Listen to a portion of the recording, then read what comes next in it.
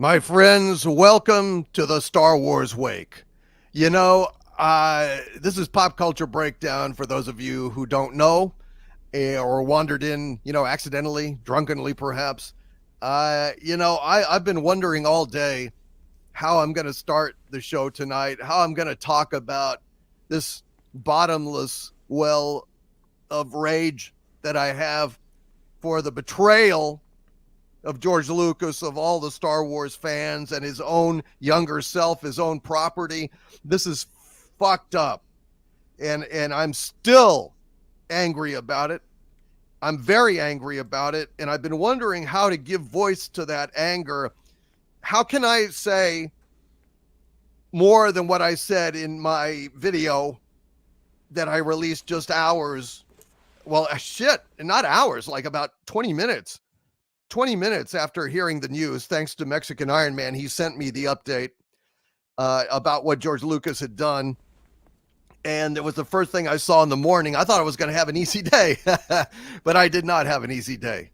Far fucking from it. I spent the rest of the day raging in various ways. I've got a other reaction video with Mexican Iron Man I'll probably release tomorrow.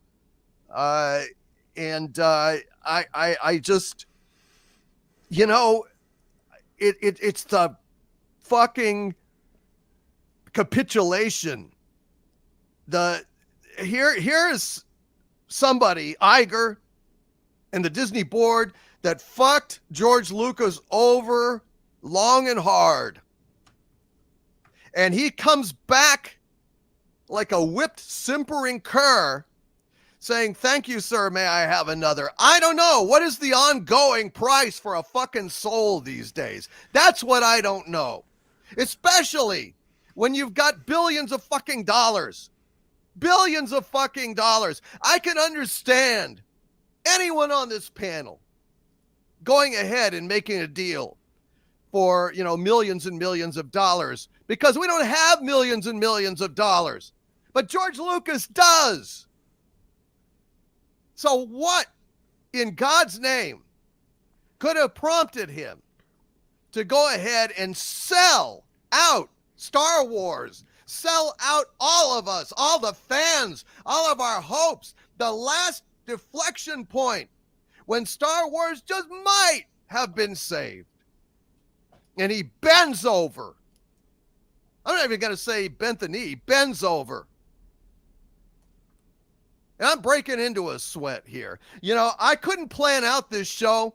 I didn't know what I was going to say. I didn't know how I was going to start this out. And I'm so goddamn angry. And I'm also angry at all the little conspiracy theories and excuses that are floating around. Bullshit.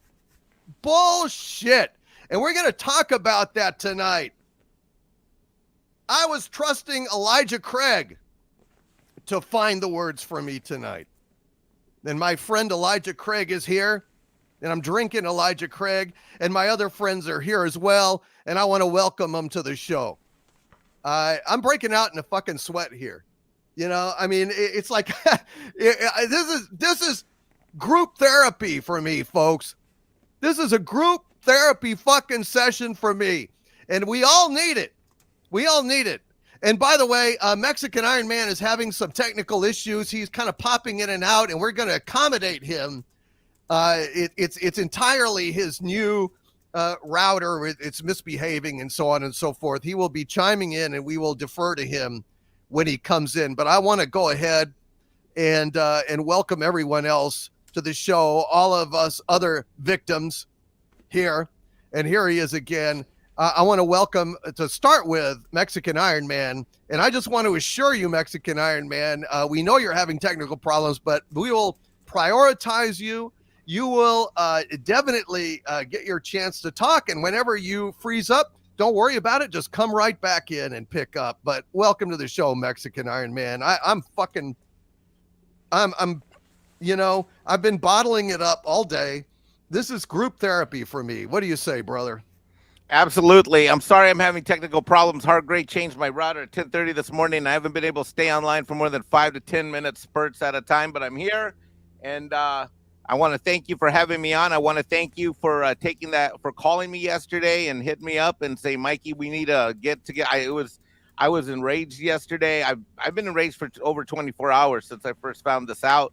I did Loki's show live when I first disclosed it at it was 8, 9 in the morning, and then you and I got together, and I've been hot ever since. Frankly, between the internet being down today and my home office and what happened yesterday, I've been pretty hot. I'm pretty pissed, and the end is not near. The end has arrived. The end was here yesterday, and the end has arrived. And I've never been so disappointed, pissed off, angry, upset. And I don't know. I'm mad at George. I'm mad at myself. I'm mad at Bob. I'm mad at the situation, and I have to face the fact that I'm going to realize that I will die. I feel like I'm going to die without ever seeing good Star Wars ever again. And while I thought that might have been a possibility before, and I may have gotten used to that concept before, I didn't truly internalize it as a real reality, because here at Xanadu, we fight to save pop culture. And it would appear that in the same way that Star Trek has died, Star Wars was dead. And the thing is there was hope. We had him on the ropes. But with George Lucas' words, and I don't care if he wrote them or not. I don't care if his press did. I don't care if Iger did. I don't care if Disney did. Words came out attributed to his name, and money was backed up by those words in the form of his shares. And all of the stock that George Lucas has pretty much just erased and wiped out, because regardless of how much he sold, he's still in the $3 to $4 billion worth of stock range. And that means that the $3 billion that Nelson Peltz put together, along with Perlmutter and others, is just wiped out to the table, and it's zero. That means the cause that we have is zero, because guys like me who own a little less than 200 shares of stock, and other people like me, we can't amass enough shares in order to vote the way that this company needs to, in order for the vote to go the way it needs to go, in order for Disney as a company to be fixed. And on a broader scale, if Bob and his board are going to stay there, all right, we have lost Mexican Iron Man briefly. Don't worry, man. We understand. You'll be back. And I've decided to depart from normal procedure and put on my helmet for this segment. You know, somebody in the chat was saying what happened to Doomcock's voice. In general, when I do live streams, I take my helmet off so that I can go ahead and, you know, do funny impressions and, you know, do Shatner and do Hank Hill. Whether, you know, I just don't feel really fucking funny tonight. So I'm putting on the goddamn helmet. And Mike will be back in a minute. We're going to go ahead and fix him. But Dr. Gary Ambrosia, welcome to the show, man. Doctor. Yeah, we all should have doctor. We all should have doctor in honor of Spies Like Us. And we'll come back to you, Gary, because I know that you have a special George Lucas story that you're going to share with us later in the show. So there you go. And Dark Hierophant in the chat says Mexican Iron Man broke his computer with his energy. Oh, he's angry. He's angry. Robert Wright, how are you, sir? Angry, upset, hopeful for Ghostbusters tomorrow to have something fun to look forward to. But this news is just absolutely freaking ridiculous. And I was so angry yesterday and last night. I had to work late last night, and in between calls, I was typing up an email to you, Doomcock, just as therapy to get my thoughts out because I'm so freaking pissed. And, you know, it's not so much that Lucas did his shares. I kind of halfway expected him to do something like that. It's the statement. And I don't care who wrote it. I don't care if his wife is more involved with his finances. I don't know anything about his health. I don't care about the connection. He had to sign off on it. It's his statement. It's from him. And he's either the biggest idiot in the world or he doesn't have a clue. And it's probably a little bit of both. Absolutely. You know, I'm hearing a lot of conspiracy theories. I'm hearing a lot of excuses. I'm hearing a lot of bullshit and grasping at straws, hoping that there's some way to explain away what is essentially a betrayal from George Lucas. And I'm just going to lay it out, Nick. I'm going to lay it out because, you know, I know that you've been kind of going back and forth on Twitter. I've been firm on this. You know, like so-called experts saying, you know, it doesn't sound like, George Lucas wrote that. Yeah, no shit, Sherlock. What the fuck difference does that make? Seriously, what the fuck difference does that make? A Disney PR fuck wrote that statement, and he signed his name to it. And so he owns it. It's the Pottery Barn rule of corporate endorsement. If you sign up on the corporate endorsement, it's your fucking words. You bought them, buddy. You bought them. And I don't give a fuck if like his wife has his nuts in a vise. I don't give a shit what they paid George to do this. I don't care what like people are still like saying, oh, just wait. George Lucas is going to return in glory in 4 months, and he's going to own Lucasfilm again. Bull fucking shit. You know what? If he does, I'll apologize. I'll say, you know what? God bless you. You were right. My faith flagged in the final hour. Congratulations, and I will be delighted. I will be ecstatic to have been wrong. But I'm not fucking wrong. There's no goddamn conspiracy. Give me a fucking break. Nick, what do you think, man? Welcome to the show. Sorry, I'm just, goddamn it, Yeah, thanks for having me. In full disclosure, I am just getting caught up on this news today. Coach has been dealing with all of it on Twitter and doing videos. I'm actually out of town, so I haven't even talked to him. I don't even know what his viewpoint is on this, so I haven't seen anything that has been posted on our Twitter page or anything on any of this. But I'll just give you my quick take. And when I heard this news, it reminded me of a line from Star Wars when Vader said, this is a day long remembered.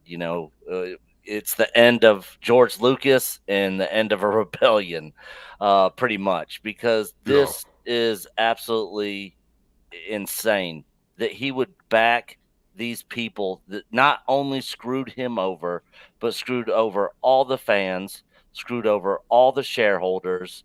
And like you guys, I mean, no statement is going to come out from him, whether he actually said it or not, unless he, like Robert was saying, unless he approves of it. And, they're just not going to be like, hey, we're just going to say George said this. And then he's just going to be like, okay, yeah. And just allow people to do that. No. So, and the thing is, I got respect for George Lucas for the first 3 Star Wars movies he did, for working with Spielberg on Indiana Jones. But between the special editions, the prequel trilogy, which was, in hindsight, way better than the sequels, but just poorly executed. He was surrounded by yes men, and he doesn't get, at the end of the day, he doesn't get all the credit for the original trilogy because he is surrounded by other people. It was not all him 100% from start to finish. There was a lot of people involved. Gary Kurtz. Yes. And even his own wife, Marsha Lucas, who he refuses to talk to still to this day. And so I don't know if he's having mental breakdowns or his mind is gone or what's going on, but I do not understand or get how he could back freaking Bob Iger at this point. I mean, he was infuriated with Iger, and Iger even wrote about it in his book, with what they did with the sequel trilogy. He was infuriated. He made the white slaver comments, all that sort of stuff, and now he's just going along with all of them. There was a point in time when Nelson Peltz was doing all this, a lot of people were, even myself included, were talking about, man, how awesome would that be if George backed. This is his time where he could kind of get payback and kind of get maybe the right people involved on the board to kind of correct Star Wars to where maybe he could have some input and they could be like, all right, we're getting rid of all this other stuff. We're going to go back to George's outlines, whatever. But, as far as I'm concerned at this point, those days are gone. And I don't see anything good coming from this at all. And it's absolute travesty. I could not believe what I read when I read his comments, it is absolutely disgusting and sickening. And it's Star Wars. Star Wars is dead. Star Wars is dead. And it's not going to get any better under the regime that's running it over there at Disney. And now with him backing Iger, it's going to be even harder now for Peltz and them to kind of, come in and try to right the ship somewhat. So at this point, I'm 100% on board with letting it all burn to the ground. Burn to the ground and let it rise up from the ashes under new leadership, new management, even if they have to sell it and it's comes, and there's new people in charge, just something. But I'm ready for it to completely get out of Disney's hands at this point. And I'm just gonna keep trashing on all over all dumb crap that they do from here on out. And I'm gonna enjoy doing it. Yeah, no, fuck them, man. Star Wars is fucking dead. There's no doubt about it. I'm going to go to Doug, and I want to welcome Andre to the show from Midnight's Edge. It's really great to see you, Andre, because I am fucking furious.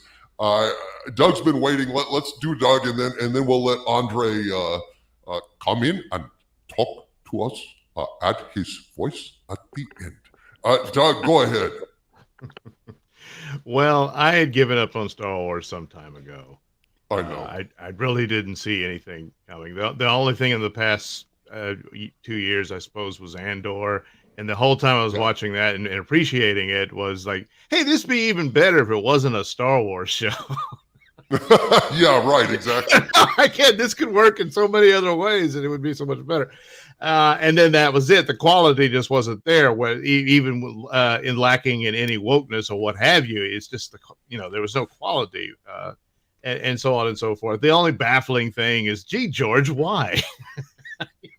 Yeah. And now what's this? George, did you go to those parties? I don't know. It's strange to now suddenly he's pro white slaver, I guess. I don't know. Yeah, he's pro-white slaver. I do not believe he went to any of those parties. I absolutely do not believe. Yeah, I'm kidding. I don't know. No, but I'm hearing that shit. I'm hearing, they've got shit on him that he went to the island, and I do not believe that at all. I simply do not. I certainly know a few things about Lucas, and that is really not something he would do. But go ahead. Yeah, he just wasn't one of those guys, No.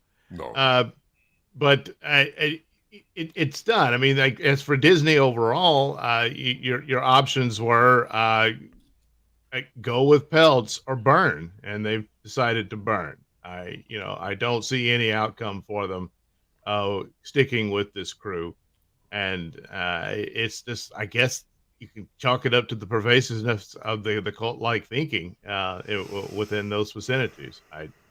It's bizarre as can be, but that's about it. As for the Acolyte trailer, well, I guess it's fitting considering it coincides with George's betrayal.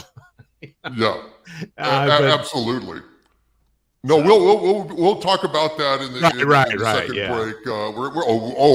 We've got a lot to talk about that. Stunning and brave display of Wham and jumping around and waving sticks at each other, and light sticks, whatever the fuck. Well, that's the future. Yeah, that's the future. Goddamn, Andre, welcome to the show.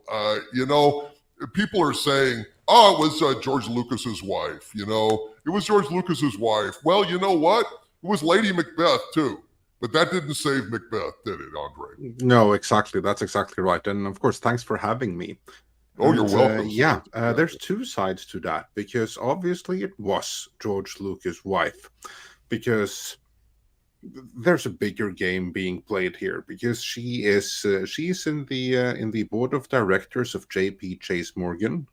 And I'm sure that her being the wife of the single biggest individual shareholder in Disney may have had something to do with why she was made one of the board members of J.P. Chase Morgan. May not be entirely coincidental.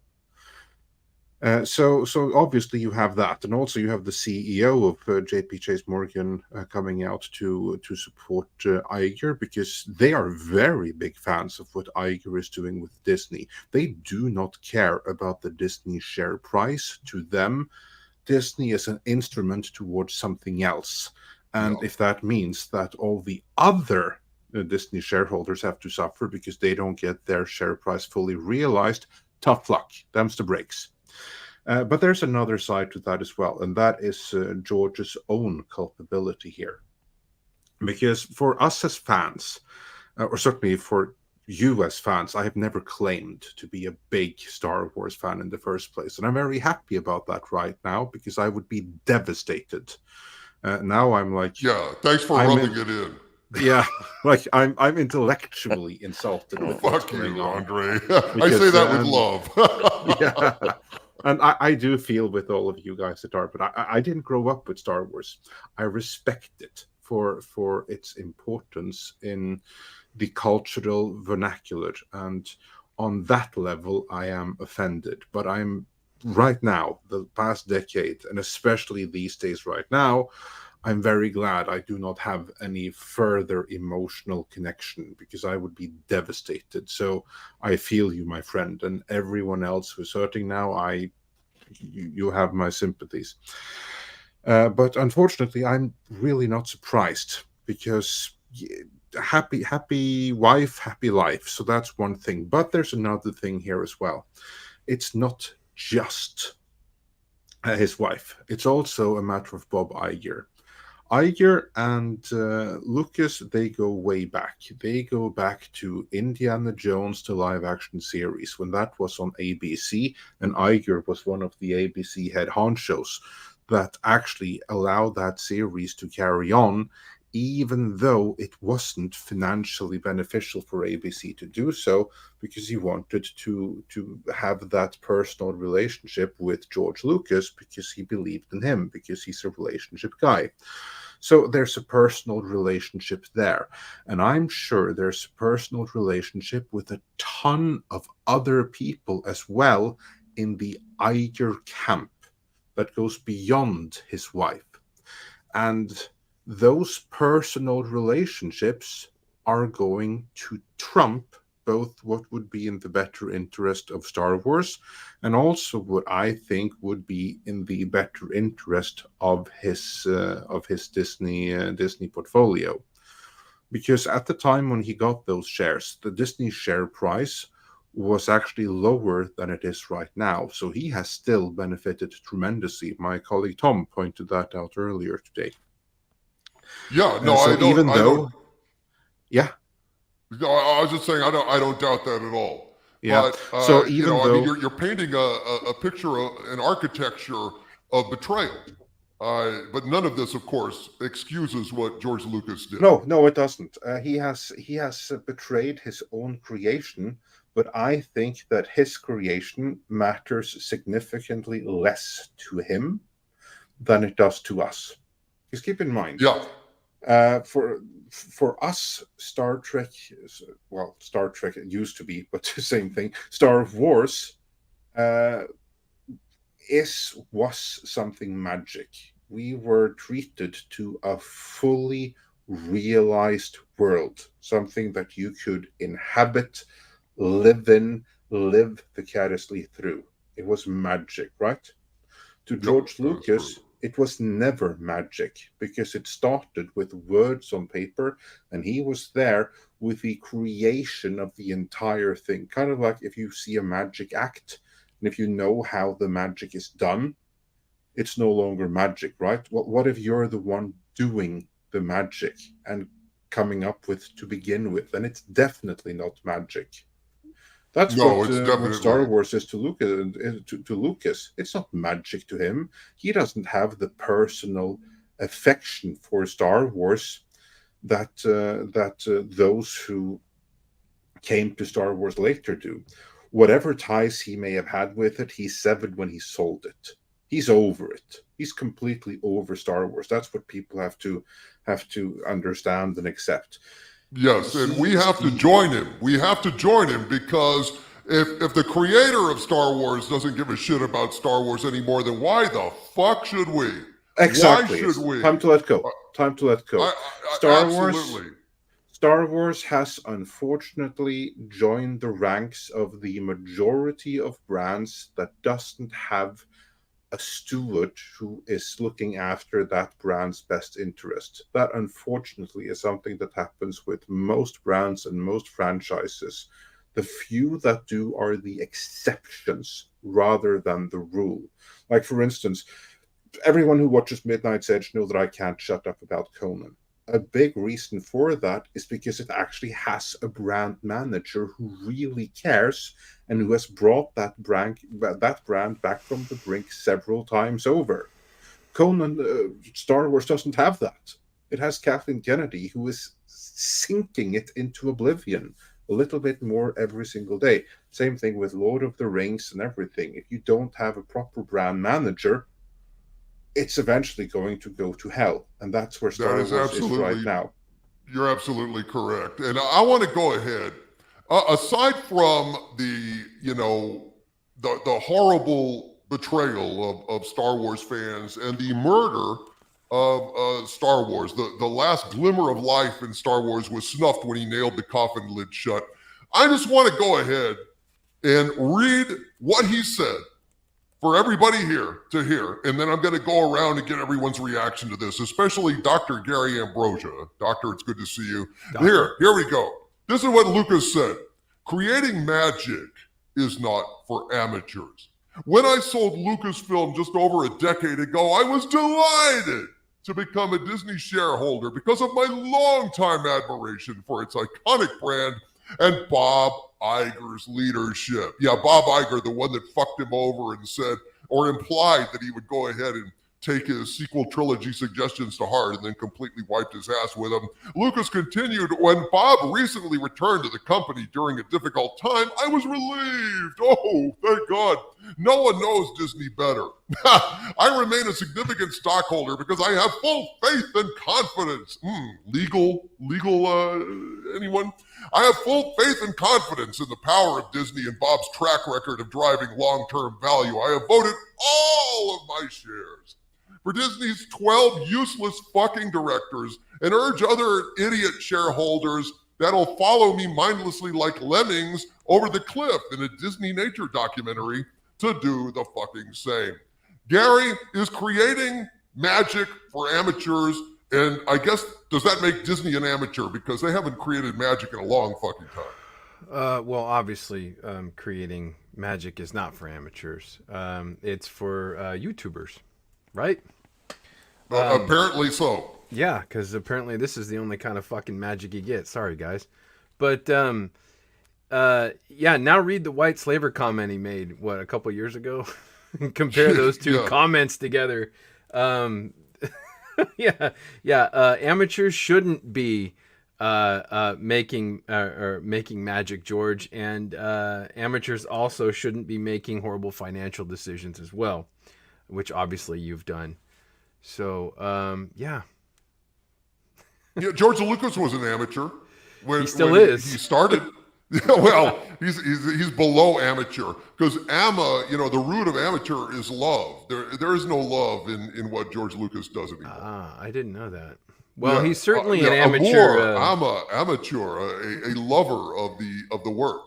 He's certainly an amateur at making financial decisions, but he can afford that. So Well, he's fucking rich anyway. So I mean, what's the going price of a soul at this point when you've already owned the world? Robert Wright, what do you think about that fucking statement? It just makes my blood boil. That's just like, if somebody's like stabbed you and you're lying there bleeding out, and then that's like taking a piss on you. As you're already bleeding out. I mean, what's the point? He took a piss on the corpse. What do you think? Oh, I agree 100%. I mean, it's just like it would have been more fitting for it to come out on last Friday on the Ides of March, because it's just like Caesar getting stabbed. Yeah. I mean, you reading that thing, it just infuriates me just hearing that and reading it again. It made me pound my computer, made me pound my fist in my other hand. I mean, ouch.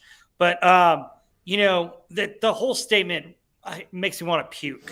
I mean, it just was dumb. And the thing about creatives is so stupid. Okay, here, guys, you got 10 members of that board. Go look at those people on the board. They're presidents and people of other companies. They're not creatives. They're business people. This is about the business and holding Iger accountable. What you guys don't understand is there are 10 members of the board, and they're all handpicked by Iger. He's got the most power of any CEO, probably in any other company in the United States. Okay? All Perlmutter wanted to do, all they wanted to do was take a fifth of that board. That's 20%, two spots so they can bring some accountability to Bob Iger and Disney and hold them accountable for the results that they're getting. It trickles down a little bit to creatives, but it has nothing to do with being creative on that board and on that seat and holding people accountable to making money for the share owners who are putting up the money for all of your company. It's just ridiculous. There's no common sense to his statement and to his thoughts. I mean, it just stifles me. And then the other thing is, George, I said this in my email to you because I was so mad thinking this out. George Lucas, if you saw the DEI rules that Disney had, that Elon Musk put out, you would tell him to go to hell. There's no way you'd be a creative under them and under these rules. It's the biggest bunch of crap I've ever heard. Yeah. No, I hear you, dude, and I mean you're choking on the anger, and I don't blame you because look, the statement is absolutely the little dingleberry on top of the shit pile. I mean, Jesus Christ, creating magic. I would love George Lucas to tell me what fucking magic has Disney created in the last decade. I would really like to fucking know. Is Ahsoka magic? Is fucking, Obi-Wan Kenobi magic? Was Willow magic? Is that all the goddamn Pixar bombs that have exploded in theaters over the last few years? Was fucking the Marvels magic? Is any magic coming out? Are you out of your fucking mind? I cannot fucking believe the gall of this fight. I mean, whatever Disney fucking shill wrote that fucking sentence, it should burst into flame instantly like a vampire going to church on Sunday. I mean, God damn it. Doug, what the fuck, man? Can you tell me any magic other than black magic that Disney has done? I mean, that's the thing that gets me. The balls, how stupid do they think that we are? What fucking magic, for Christ's sakes? Seriously. Yeah, I don't know. I'm not kidding. What magic? Yeah, magic isn't for amateurs. The insinuation is that it's for professionals. Remember professionals? Those aren't allowed anymore. God, I don't think that it coincides with the DEI rules and all that sort of thing. But because they've ran off all the talent and all that sort of thing. But the magic is for amateurs is obviously in line with their response to Peltz's white paper. Which is all they got. And he lays it out because that's what a professional does, line by line, point by point, and all that stuff that he laid out in it. And their response is this schoolyard yan stuff. And that's what it is. And yet they have nothing to show for themselves. Absolutely nothing. Quite the opposite. And it's just a towering absurdity. They double down, they triple down, they quadruple down, they quintuple down. And Jesus. The hell with them. I mean, it's just there's nothing left. There's no hope, and that's that. It's like fucking, I mean. Oh God. Yeah, I mean, the insulting the nature of it. Right. Yeah. What magic? There is none. It's like a certain notorious, World War II dictator writing a glowing review of a production of Fiddler on the fucking Roof. It's just like, it's a bunch of fucking clowns that have not they couldn't pull magic out of their fucking ass if they, reamed themselves with Tinkerbell's wand, for fuck's sake. Honestly, I can't believe it. And also we've got Coach here. Joining Oh, us, hey. the other half of Hey, Exclamation there he Network. is. It's good to see you, Coach. Hey, everybody. Thanks for Right. having me. Hey, Coach. Dude, it's good to see you. Nick, go ahead and sound off on that, and then we'll get to Andre and Coach. Christ Almighty, dude. So yeah, the I'm you getting know, dizzy. magic is not for amateurs. Would he say that? You know, with this Obid Chinoy lady hire, who's never done a big production film that they hired for the Ray movie. What magic is she going to bring other than the checkbox magic?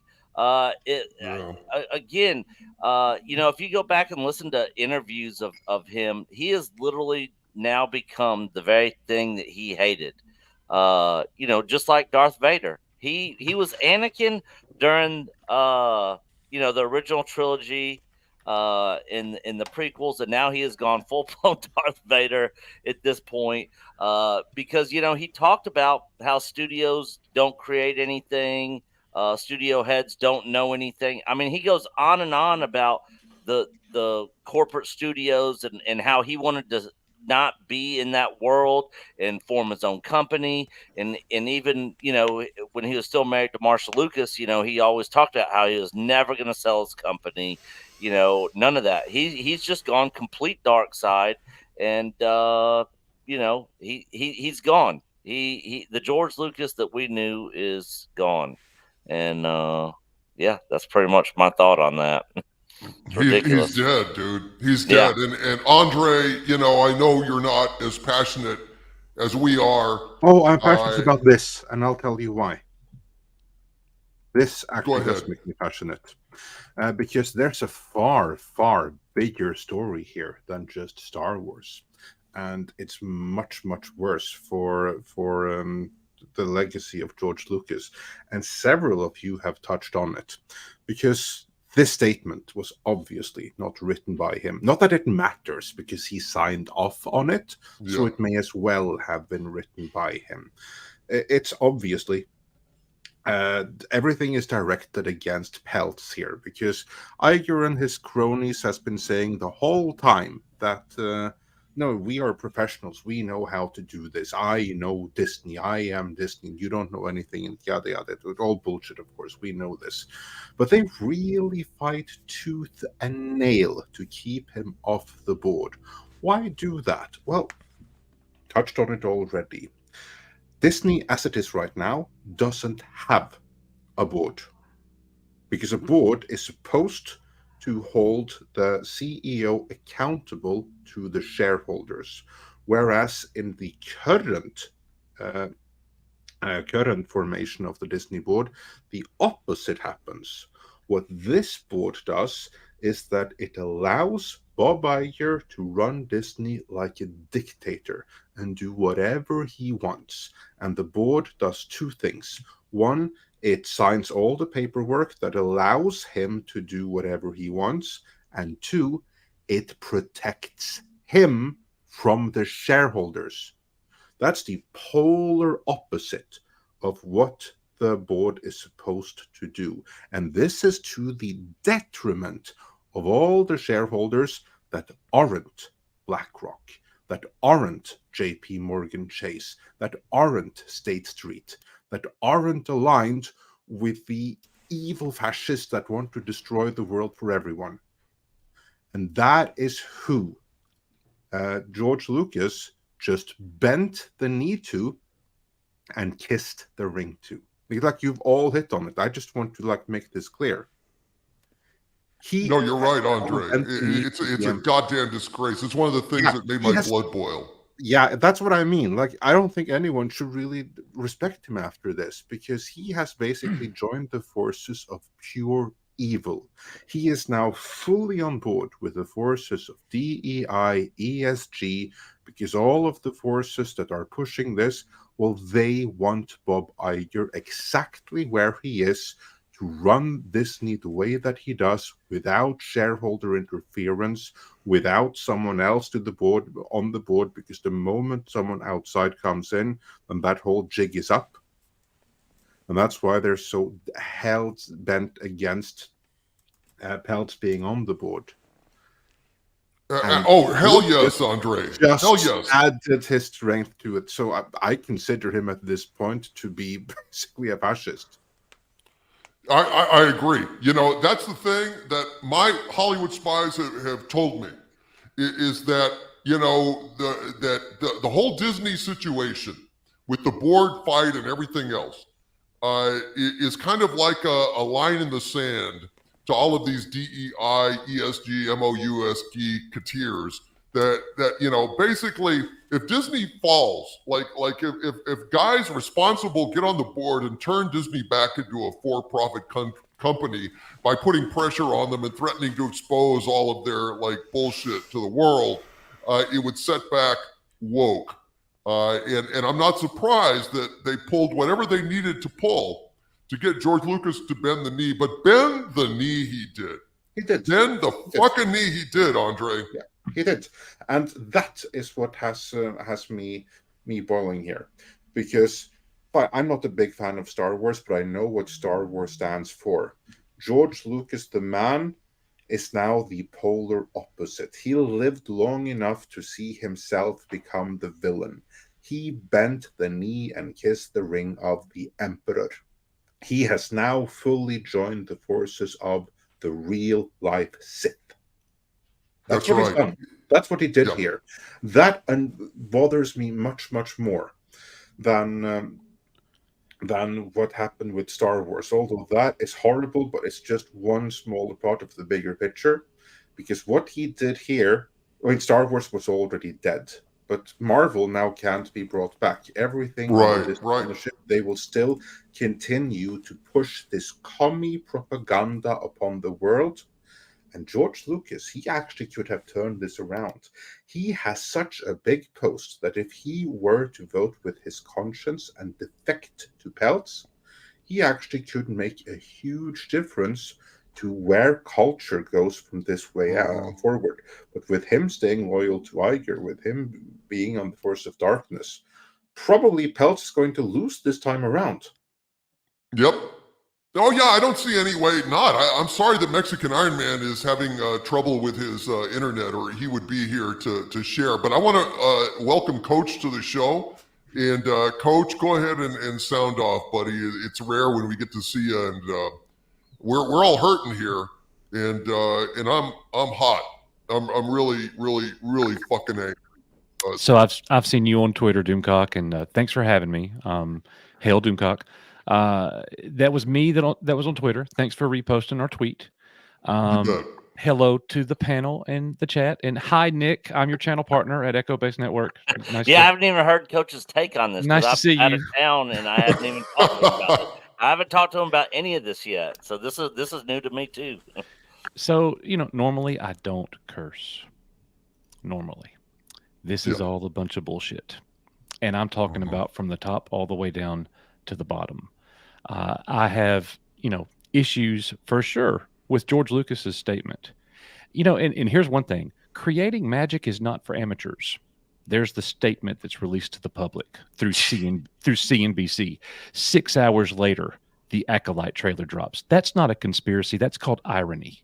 Oh, that's called irony. Exactly. Okay. Yes, he bent the knee. Did he damage Star Wars? No, he left it exactly where it is in rubble. He had an opportunity to possibly make a difference in making things better by either staying silent or getting on the other team.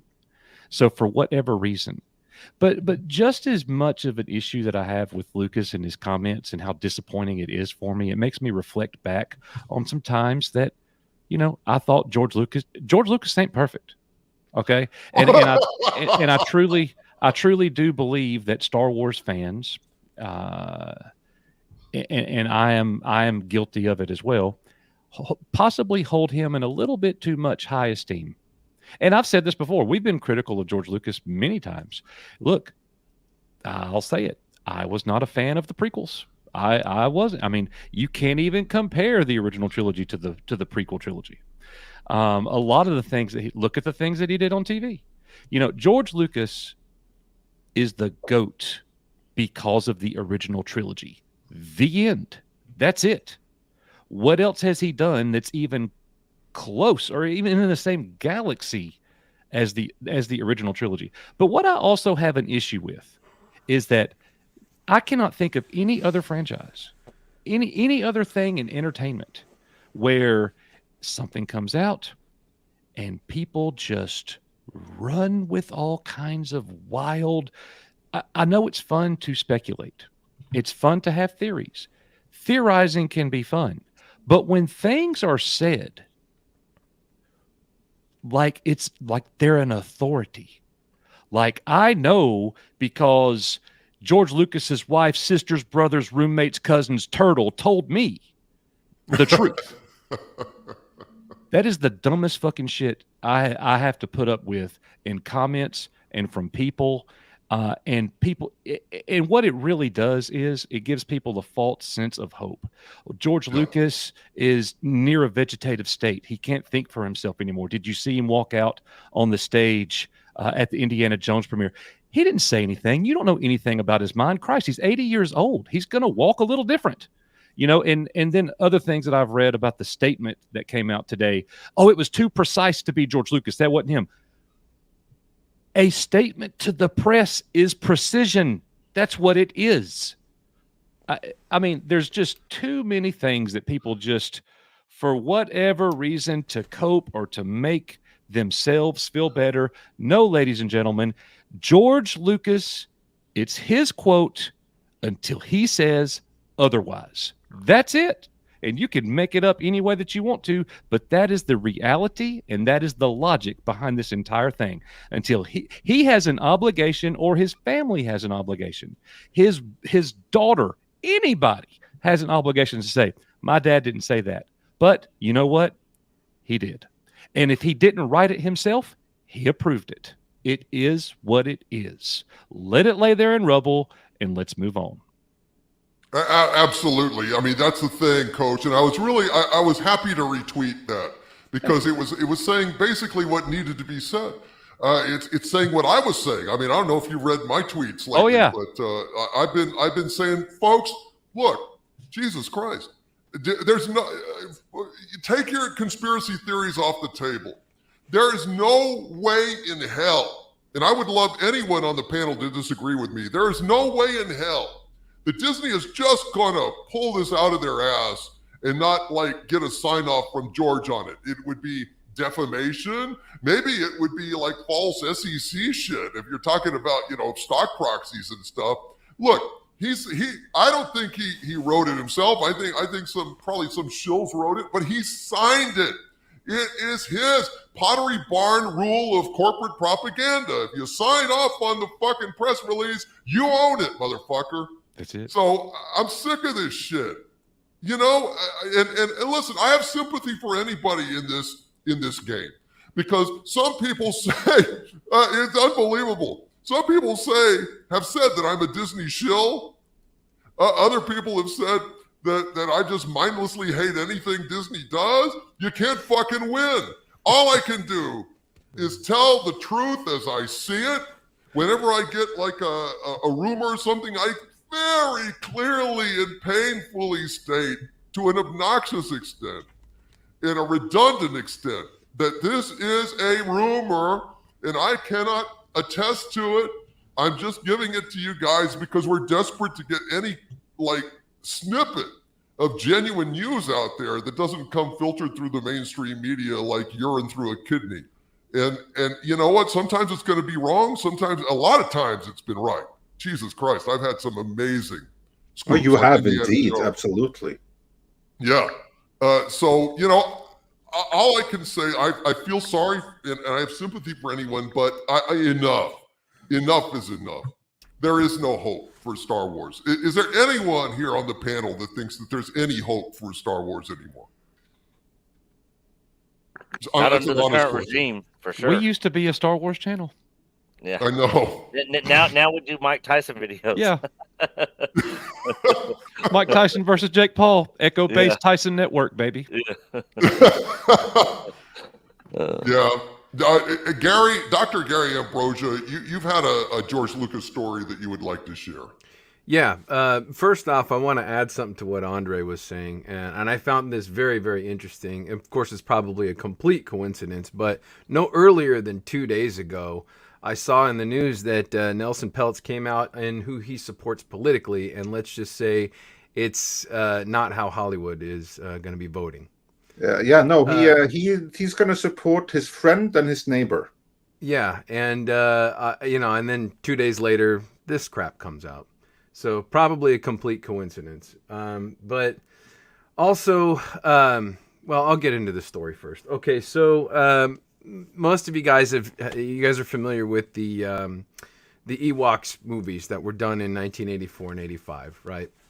Yeah. So I have a very good friend of mine. I'm not going to mention his name because I didn't ask him if I could tell this story, but I'm going to tell it anyway.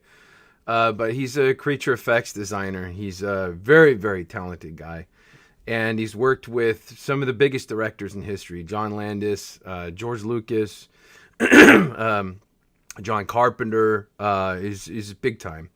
And in 1985, I don't know how he got the job. He probably had it offered through Rick Baker, one of the creature guys who worked on the very first Star Wars. But he was offered a position on the Battle for Endor movie, which was the second film in 1985. And he did some creature work on the movie, and the movie was directed by two brothers. And they had a problem with the brothers, and it just wasn't working out. And they were I don't know whether they were let go or whether they quit, but I was told that Joe Johnston took over to direct. Joe Johnston is the director of Captain America, The Rocketeer. He's become a big-time director since then, but that was the first time he actually got to step into a director's chair. He didn't receive credit for it because the DGA wasn't going to allow that, but he stepped in and he took over directing. What that means is at Lucasfilm at the time, you've got Joe Johnston, Phil Tippett, Dennis Muren, and there was probably somebody else there. I don't think that it might have been John Dykstra who's doing the effect. No, Dykstra left. It doesn't matter. Those three guys are still there, and everybody is moving up in positions, right? Mm-hmm. So Joe Johnston, he wants to direct. And I'm not sure what Phil Tippett was doing, but there was going to be a void in the Lucasfilm creature shop. And my friend was up for that position of taking over the creature shop. So it was, who it was before, my buddy was going to be heading up the creature design shop because of the work that he did on Battle for Endor. It was a shit show. He was saying it was a really rough production, but he hung in there and he stuck it out, and they were going to reward him with a job. So they said, okay, you're the guy. They gave him the job, right? So you're the guy. We're going to have our first meeting today. We're all moving up. You're moving into the creature shop. It's all yours. So, okay, first order of business, we're meeting with George. Okay, great. Sounds good. So this is after Battle of Endor was wrapped and it's done. So George comes in and he meets with my friend, Joe Johnston, Phil Tippett, and Dennis Muren. And they're all sitting at the table, and George says, okay, well, one of the first things we're working on is we're doing this movie, Howard the Duck. And we've got an animatronic head, and the duck can talk, and it's kind of articulate, but it's not exactly how I want. So I want to build another head, and I want to just make the eyes. I want to make a little more animation in the puppet head, and then that way we'll have two heads. But we don't really have a lot of money to do it, so I want to make sure that it can, that we do it cheaply. And my friend mentioned to him, he says, well, I've actually already looked at the animatronic Howard the Duck head, and I'm confident that me and a couple of other guys can make it do what you want to do without even building another head and saving some money. So George is silent. And he looks around. And my friend looks over at Dennis Muren and Joe Johnston and Phil Tippett. Same thing. So Lucas gets up and he walks out. Oh, And he's obviously pissed, right? And my buddy's like, what the fuck is going on, right? So Murin, Joe Johnston, and Tippett, they're packing their stuff up. He doesn't know what's going on. This assistant comes in, and he says, who the fuck do you think you are?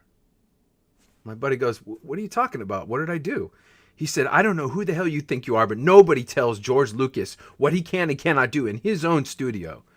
He's like, I didn't tell him what to do. I made a suggestion that would solve his problem. I'm a department head. That's my job. So Kevin walks back to, that's not his name. Sorry, Kev. So he walks back to his studio, his creature effects shop, and the director of Howard the Duck is there, and he says, hey, I got to talk to you. Listen, I really want to keep you on, but George doesn't want you here anymore. So, you're going to have to wrap your stuff up and get out. So there you go. The very day that he was hired to become the head of the Lucasfilm Creature Shop, they chucked his ass out because he was doing his job. This is not the only story that I've heard from my friends regarding Lucas's attitude, the way he treats people, the way he treats his hires. Not by far. The guy has no idea how to deal with other human beings. I don't. Back in the day, there was this video shop called Eddie Brandt's Saturday Matinee in Burbank. We used to go rent the Star Wars audition tapes, and you would see George Lucas there. They're released now. They're probably on like the Blu-rays or something like that as a bonus feature. But the full uncut tape used to be at Eddie Brandt's, and we would rent it. And you could see Lucas sitting in the corner, hiding from people, telling his friends how to direct the actors. The guy has no idea how to communicate with people. He's had a traumatic car accident when he was very young, which rendered him in certain situations. Yeah. Right. But rumored. All this is rumored. Certain situations. Well, it definitely messed up his head, I would say. Because he probably had TBI, probably. I'm not a doctor. Well, I am a doctor today. But, he may have had some traumatic issues, and that could have affected him in certain ways.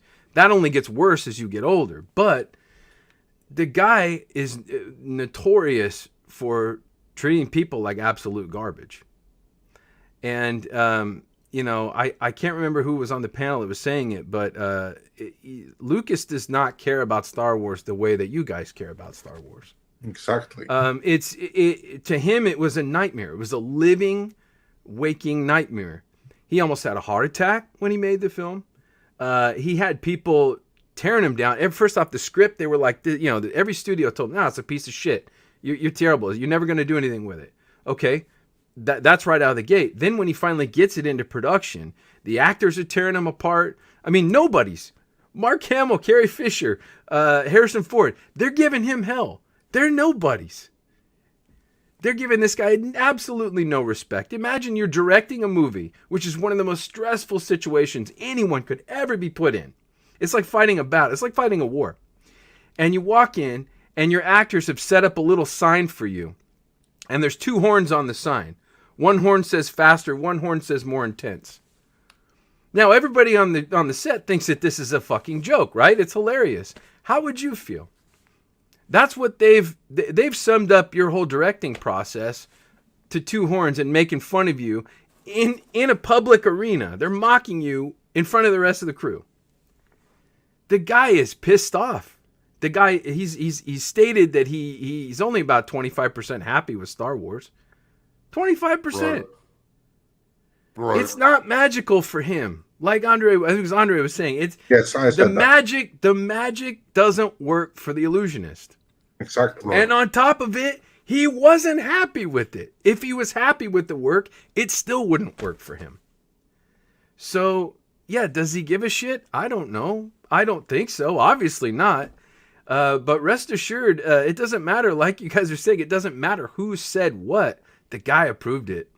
He had to approved it because Disney would not go ahead and make a statement on behalf of one of their biggest, if not the biggest shareholder without his permission. That would be that's highly illegal.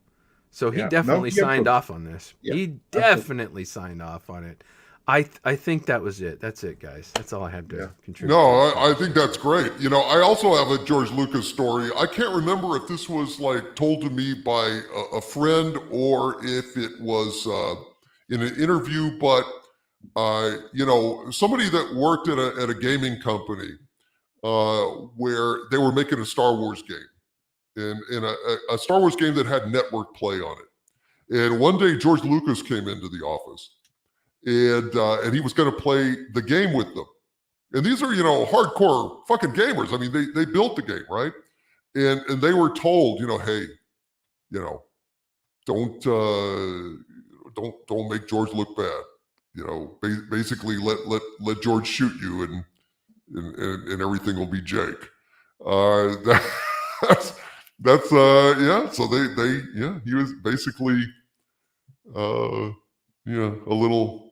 They either feared him or he was petty. I'm not sure which was the case. One does not have to rule out the other. Yes, that's very true. All right, goddammit. Well, you know what? We're going to go ahead and do a few super chats, and then we're going to talk about I almost said the Ahsoka trailer, but it might as well be. It's the Acolyte trailer. Goddamn, Ahsoka sucks so goddamn hard. I can't imagine. Honestly, I can't imagine. Other than maybe Obi-Wan, anything sucking worse than Ahsoka. Goddamn, that was. There's no worse sin than being boring. At least Obi-Wan made me mad, but Ahsoka was like almost being in a goddamn dream. That is a bland dream about going down to the supermarket to shop, and you can't wake up from it. That's kind of what it was like. Anyway, god damn it, let's have some super chats.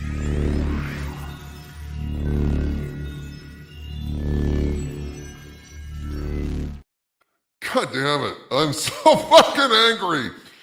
All right. God damn it. All right. F you, I'm a dragon, with a $5 super chat. Thank you, sir. Says, I was thinking about what you said last week about the algorithm. I decided to bookmark your homepage and just check in every day. Well, that's the only way to do it, folks, because YouTube is clamping down on channels like mine, like Midnight's Edge. You're not getting notifications. You're not, they're limiting our views. So definitely go to patreon.com/doomcock or check my homepage every day and check to make sure you're still subscribed to your favorite channels, because Christ knows they're unsubscribing people every fucking day. F you, I'm a dragon, with a $5 super chat again. Says, that way being unsubbed or algorithm stillness or silliness means nothing. Modern problems require 90s era solutions. It laughs. It's very true. It's sad, but it's true. Mr. Eagle Flying with a $10 super chat. Thank you, sir. Says, obscure movie for the panel, Undercover Blues, 1993, Dennis Quaid and Kathleen Turner. Very funny. I have not heard of Undercover Blues. Anyone on the panel heard of that? I guess not. Thank you very much for the suggestion, Mr. Eagle Flying. Always a joy to see you, sir. Michael Whitehead with a £10 super chat. Thank you, Michael. Says, from Midnight's Edge earlier, George Lucas's wife is on the board of J.P. Morgan. That explains a lot why he's bending the knee to Iger. You know what? You can ask why the airplane fell out of the sky that smashed your house to bits. But in the end of the day, it doesn't really fucking matter. You got no house. And Star Wars fans now have no goddamn house. This is true. And I have to drop out here, so I just want to chime in one final thing. Sure thing, Andre. Thank you.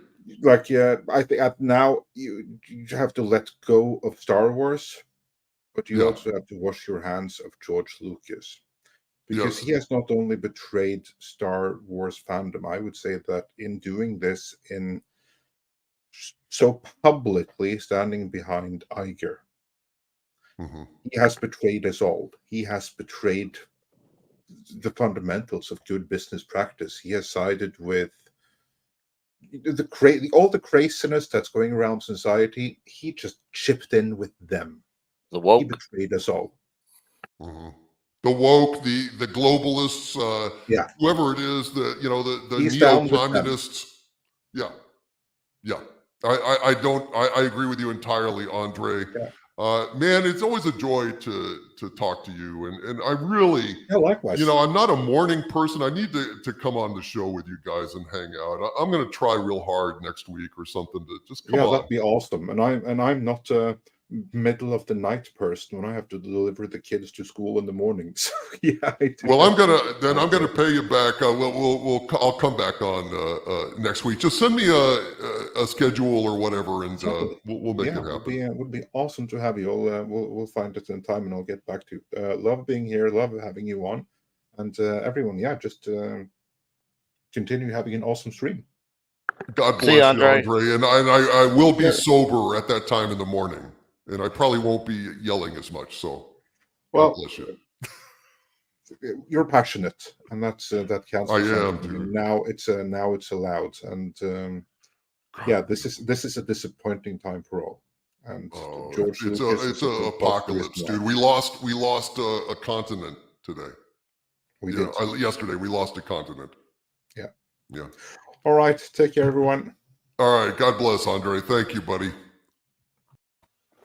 And we got Andy Masterson joining us. I'm going to go ahead and go on with the super chats here.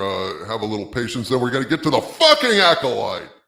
God damn fucking Acolyte. Jesus Christ, it's awful. Grand Potato with a $9.99 super chat. Thank you, Grand One. Says, you were the chosen one.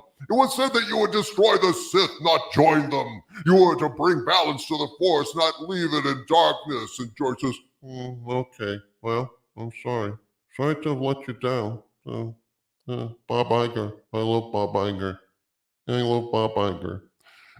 Fuck you, George. Jack White with a $10 super chat and a $5 super chat, 2 in a row. Thank you, Jack. He says some spec anime recommendations to hopefully fill that Star Wars hole. Eden Zero, Gundam, The Legend of the Galactic Heroes, Star Blazers, the original and the reboot that started in 2013. And please say a prayer, oh man, for my now deceased dog Sam, who we had to put down at 6 o'clock tonight. Everybody in the chat, I know we're angry about Star Wars, man. I know we're angry about George Lucas betraying each and every one of us and Western civilization to boot, but everyone put if you would, a JW in the chat to show some sympathy and some respect and send some love to Jack White, who had to put down his dog Sam tonight. That's one of the hardest things in the world to do, folks. And my heart goes out to you, Jack. I am so damn sorry, man. That is, God, I've lost so many pets. I've had to put so many pets down, and it broke my heart every single time. So God bless you, Jack White. And dude, even in my anger and rage at George Lucas, you have my sympathy, sir. God bless you. And Evan Peterson with a $20 super chat. Thank you, Evan. So sometimes you just have to, essay starts with an F and rhymes with a ducat. Lucas doesn't care about his legacy. Why should I? Star Trek sale is being sabotaged. Well, what did you expect? Might cut your losses and dump the stock. Yeah, poor Mexican Iron Man. His rage was so great he burned out his internet connection tonight. He was here and he just got dumped out. He has not returned. I don't know when he will return. If he does, he's welcome, but he's very upset, and I don't blame him. Michael Whitehead with a 10-pound super chat. Thank you, Michael. Says, it is possible to reboot Star Wars in a different format like Rebel Moon, but done more creatively and with talent. After all, Star Wars itself was built on previous properties anyway. Well, I mean, that's true, Michael, but the problem is, as Andre was talking about, the larger picture in Hollywood. If Disney would be brought back to a for-profit fucking company, and if they would stop prioritizing, woke propaganda over the dollars of their investors, then Hollywood would probably start to follow suit. But it doesn't matter. Look, Star Wars is fucked. Star Wars is gone, okay? Star Wars, goddamn it, it's dead. But that doesn't mean that we're losing the woke war. It means it's a casualty because all of Hollywood is losing fucking money. I want to just tell you, the American Society of Magical N-words that we can't say, you know how much money it made, this movie? This woker than woke fucking movie? You know how much money that movie made over the weekend? It made like $1 million. $1 million fucking dollars. A goddamn like movie in theaters, folks. Woke is dying.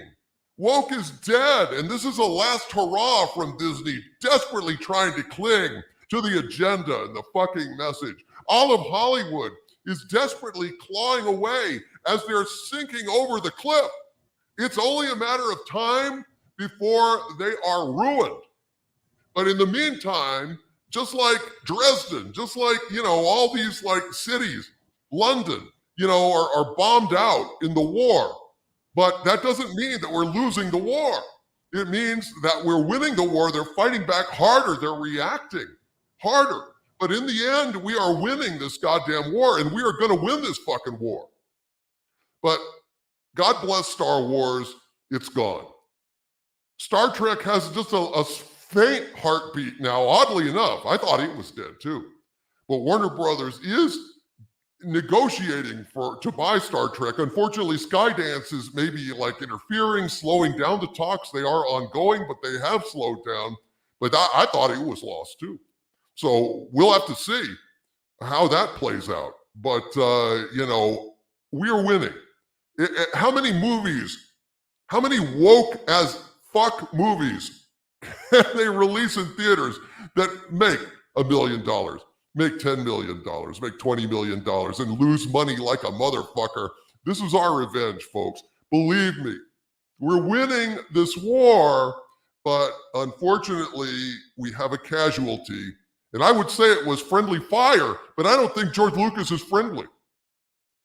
Somebody today suggested a novel idea that George Lucas has had it in for fans for a long fucking time, ever since we rejected the prequel trilogy and hurt his feelings. And apparently, from the theory that this person was espousing, George Lucas holds a big grudge.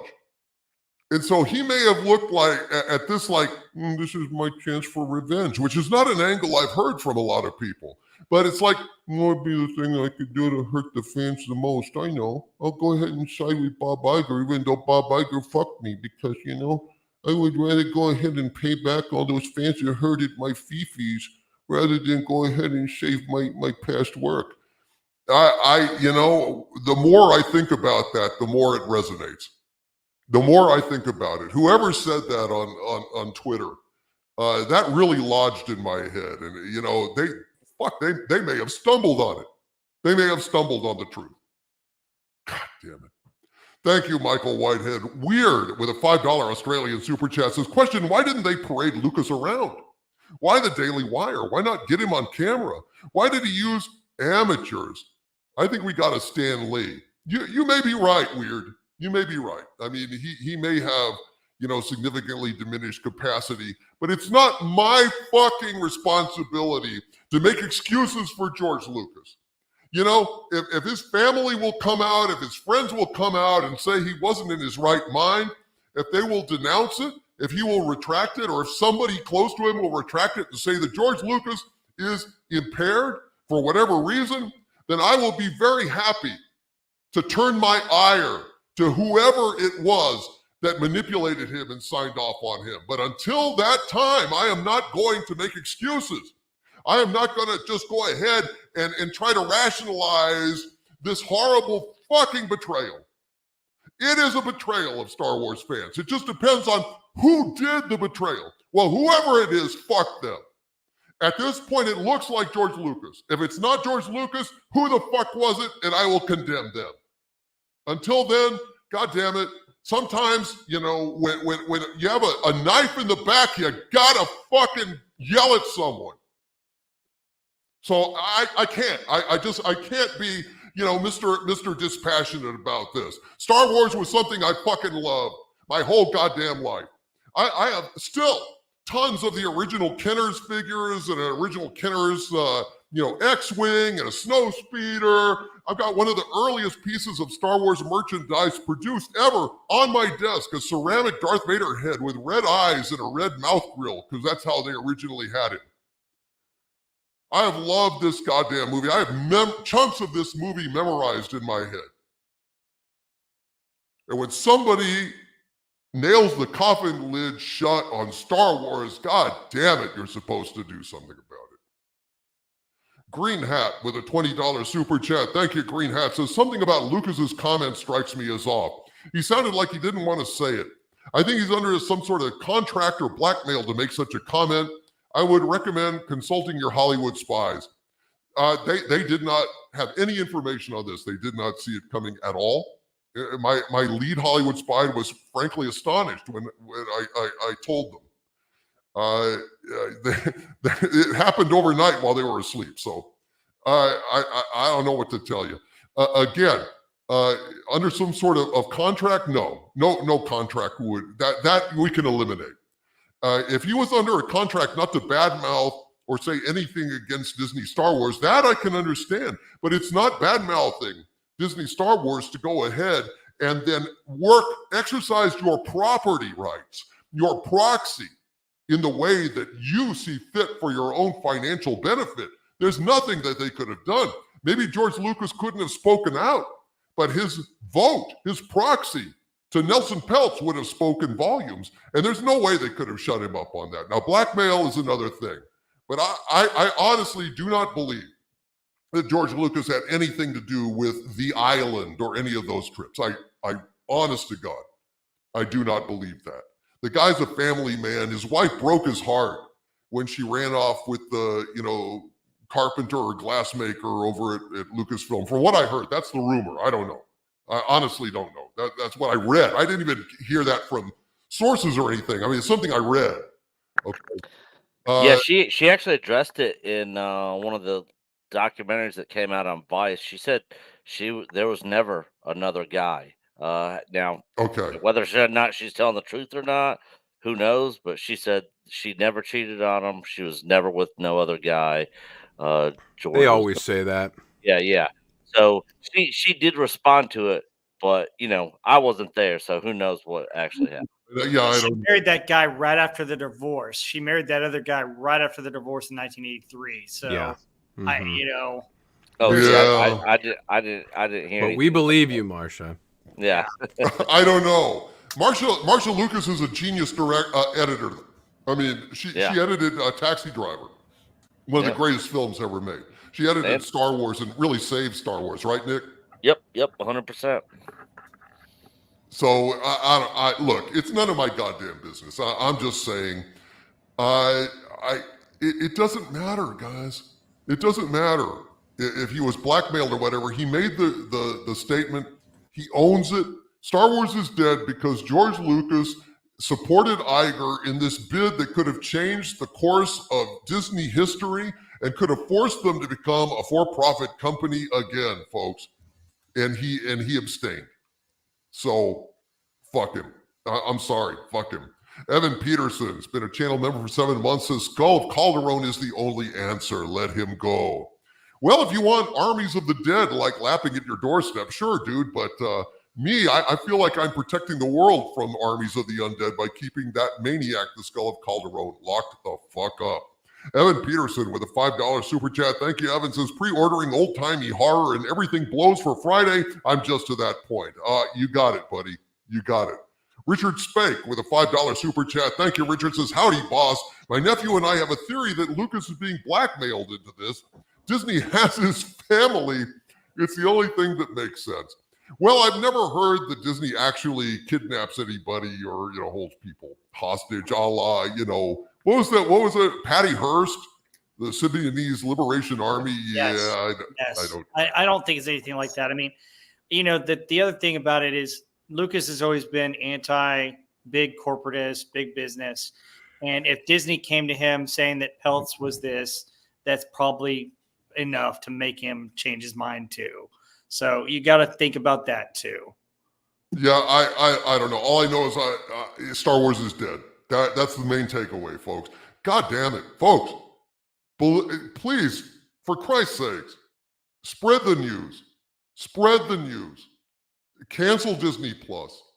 Do not give Disney a dime of your money for merchandise. If you must buy any Star Wars merchandise moving forward, buy it on the secondhand market, buy it on eBay, buy it at used bookstores or used toy stores.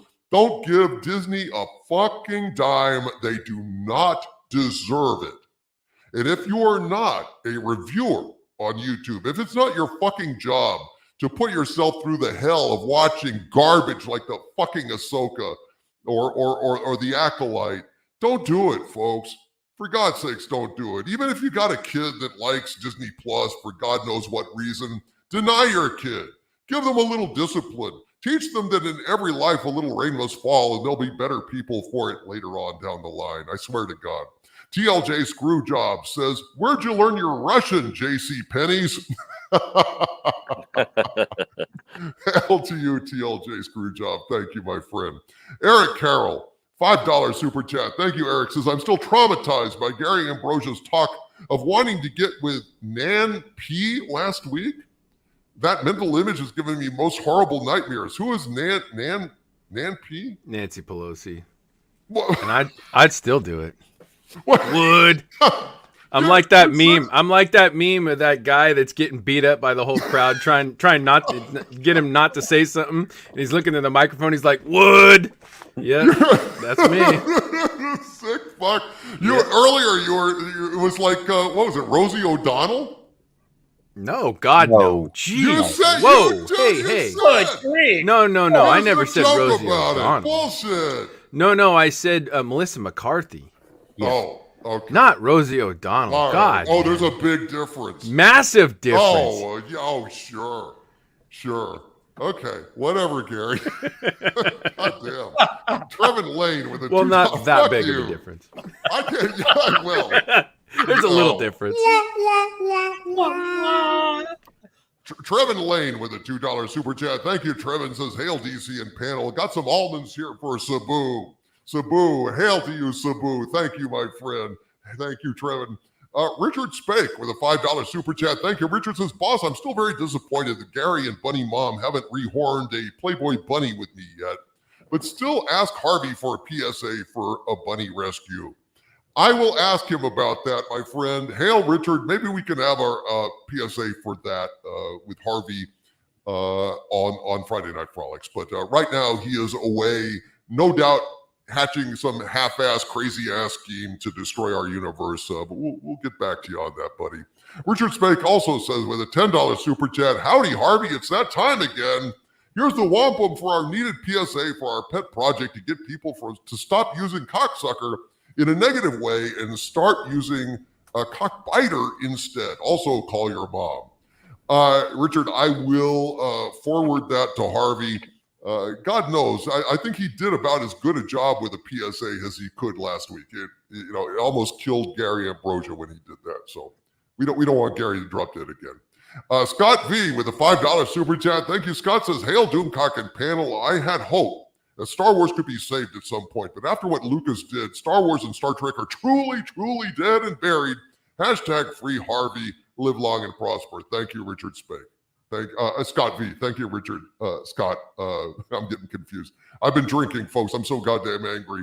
Jim V833 with a $4.99 super chat. Thank you, Jim. Says, my 60th birthday was yesterday. Happy birthday, Jim.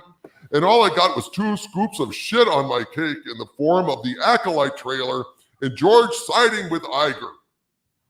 What kind of man bends the knee or bends over a sink for a guy that already shafted him, lied to him, and destroyed his live stream? I do not understand that. Makes no sense at all. No sense. It's so goddamn disturbing. All right. Thank you, folks. Let's go ahead and talk about the goddamn the Acolyte trailer. Fuck me. It is just poetic fucking justice. Like there is a God, and God does have a sense of humor, that on the fucking day that George Lucas, and they did this at 5 o'clock in the morning Eastern time, folks. They released this statement, this news about George Lucas, creating magic is not for amateurs and shit. 5 o'clock a.m. Eastern time to make sure that it hit the news cycle with a bang. And all the trade publications picked up on it. It was even on, network news and stuff. And they wanted this to permeate and to basically drive a stake through the heart of Nelson Peltz's aim to change the course of Disney history and force them to become a for-profit company again. But then, lo and fucking behold, the exact reason why we hate George Lucas for doing this to us appeared in a tangible form, a trailer for an atrocious piece of Disney Star Wars crap that honestly I keep calling Ahsoka because it's all the same fucking shit. It's the same fucking shit, folks. Christ. It's a bunch of stunning, brave women jumping around with glow sticks and daggers. I think the Acolyte, the main part of the Acolyte, I want to see if anyone on the panel disagrees with me. Seems like the main point of the Acolyte is if they were doing a movie trailer, it would be in a universe where white men have become extinct. Now we have stunning, brave women and minorities, going ahead and carrying the torch. Because there was only one white guy that I could see in there, and he was basically terrified and being, mind tricked or, controlled by, the Asian Jedi guy. And that was it. I think there was a little white girl at one point at the, Jedi Knight, diversity daycare center that they were running over there. It was abominable. It was awful.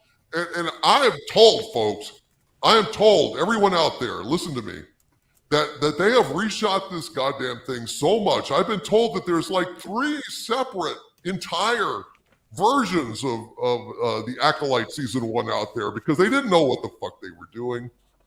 They reshot and reshot this fucking thing. I'm told that they're over $300 million sunk into this fucking That's a rumor. That's a rumor, but with all the reshoots, I mean, well, think about it. How long has the Acolyte been shooting? How long time. Times have they delayed it, Nick?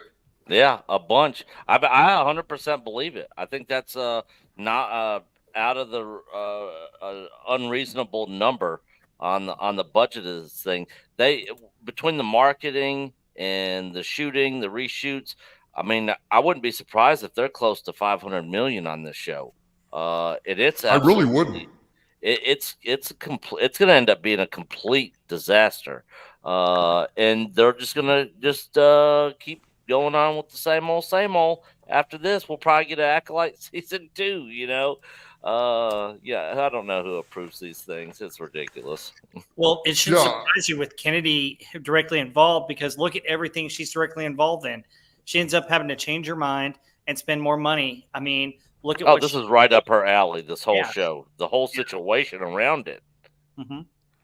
Yeah, I'm trying to get out of full screen layout so that I can, what did I do? God damn it. I don't want it full screen layout. I want it, oh well, whatever.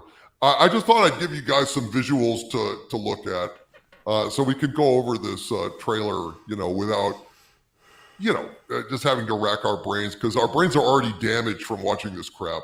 But, so basically we've got the, Jedi, as I said, Jedi Knight Diversity Daycare Center here. Yep. And, here we've got, tell me what comes into your mind. I'd like to jump off this roof and end my pain. That's what comes into my mind watching this shit. But, and then we go and we've got our typical, look at that shot. Does that inspire you? It looks terrible. Absolutely it looks terrible. It looks like a bunch of goddamn muck. It looks like somebody smeared shit on the lens. They're shooting through that filter, Recycled Skeksis and E.T. Yeah, it's not even good creature design at No. all. Well, I mean, No, we can't tell because we can't see it. We It can't- is very dark. You know, why not throw a couple of lights in there? I do have to Well- say, in that last still with the classroom, and I got to give credit to Drunk 3PO because he pointed this out, like where the teacher there says close your eyes, and there's the one alien with no eyelids. Yeah. I was gonna bet this was about Oh that. no! He's not being Man. sensitive to his He's exactly. species. Now, that This must fucking fired. racist. Yeah. that must be key to the plot. That's the end of his career, you know. Yeah, no shit. He's bigoted against wish- people with no eyelids. Right. I know. Yeah. It should have been a lawyer coming in. Excuse me. Yes. This is a And a hostile third, teaching no. environment. That's excellent. Hail to Drunk 3PO, by the way. What a great guy. Look at this muck. You know, contrast this with the, cantina scene from the original Star Wars, how beautiful that was. You know? And these are just generic, horrible bullshit. You know, the thing is, like, a lot of the creatures in the cantina scene were just desperately, like, crafted. They had, Right. Rick Baker, right? Like, Thrown just had some together. masks. And, okay, we Yeah. got a devil mask here. We'll pop this Right. out. Right. But you could see them. Yeah, these creatures wouldn't be that bad if we could see what they look like. You know, why can't we? Well, see you know, when you turn the lights on, you can see the duct tape and stuff like that. So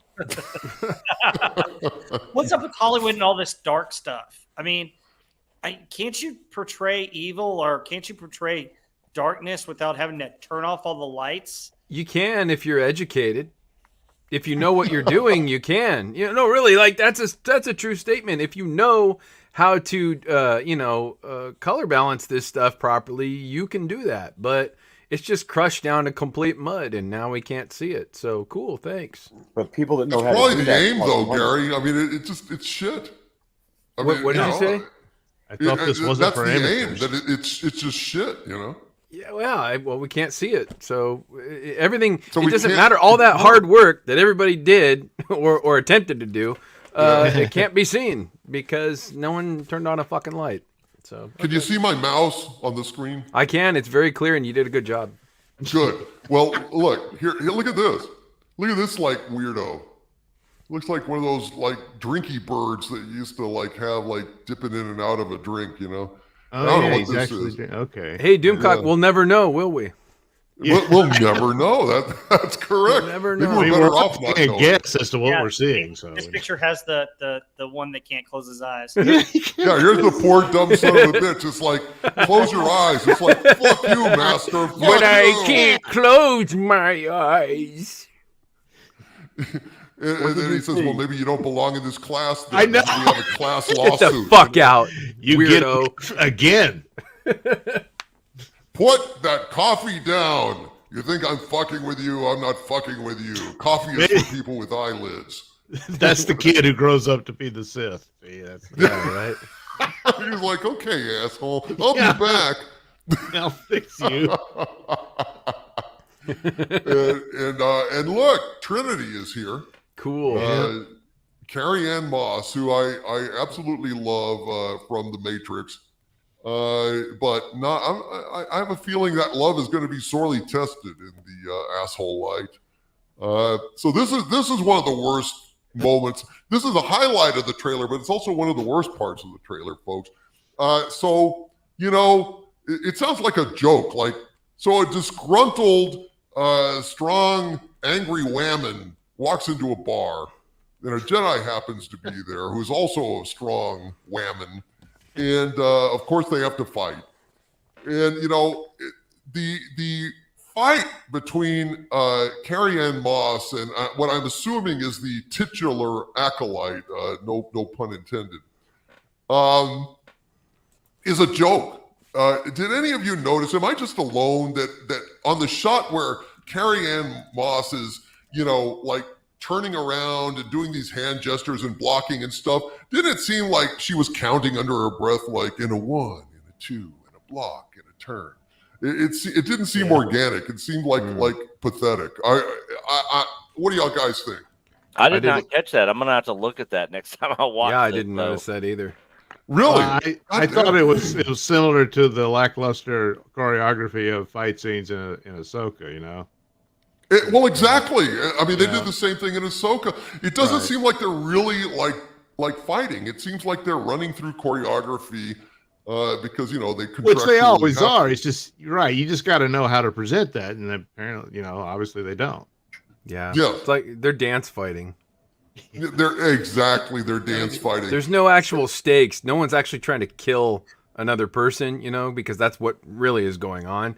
It's sort of like you're saying, turn, kick, turn, like that kind of bullshit, like I can do this, okay, great. Yeah. Come on, three girls. Here's the other thing. Exactly. It's like from chorus line. God, I hope I get it. I hope I get it. How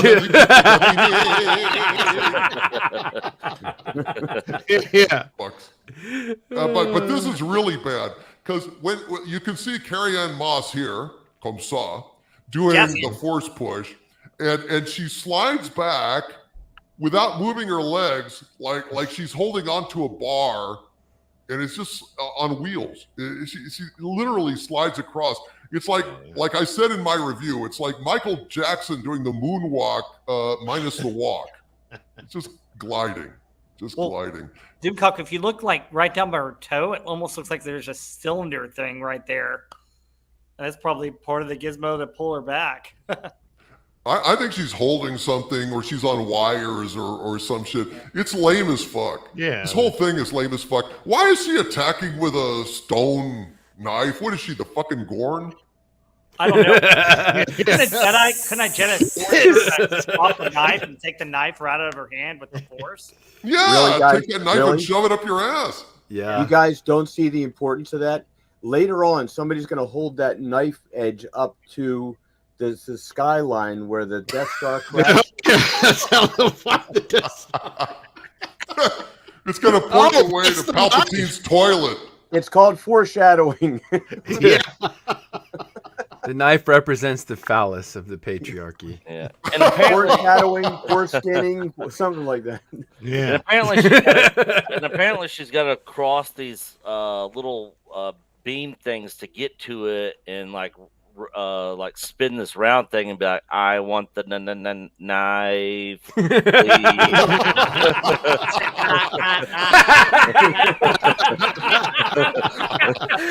then hold this water, carry this water across it, pour the water without spilling a drop. It's I've seen the whole Golden Child reference. Nice, Yeah. Nick. I like that.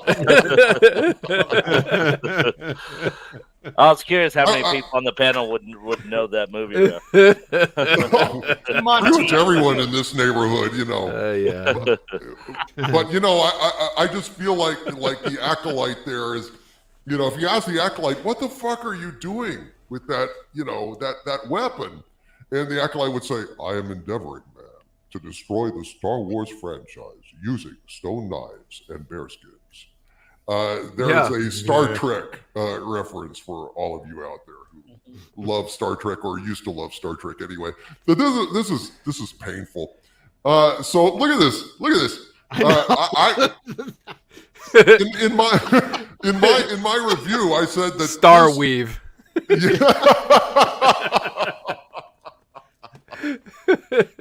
They're fighting in the Evil Dead tool shed. Wouldn't assassins want to have their hair and everything else kind of tightened up so they don't have anything loose to catch on?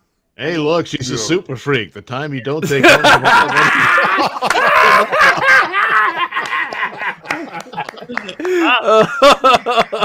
She was going oh, fucking hell. Oh, my God. Oh, God.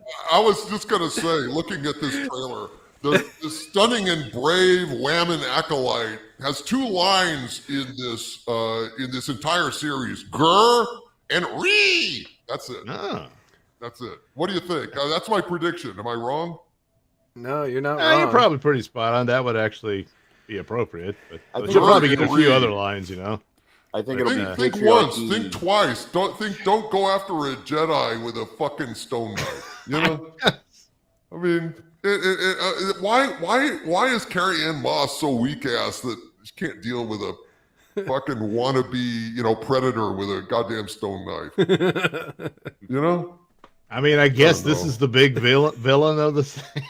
I don't know. I sat through CWDC shows, and they did a better job. Oh God! On costuming and whatnot. Yeah. Well, of course, this has to be the villain because no man could stand up to her. That's true. Yeah. This is like race swapped trans Bob Marley done bad. Yeah. That's what this is. Give it to me, baby. You Give it jamming? to me. Get up, stand up. No, I was thinking more of Eddie Murphy. Kill the white people.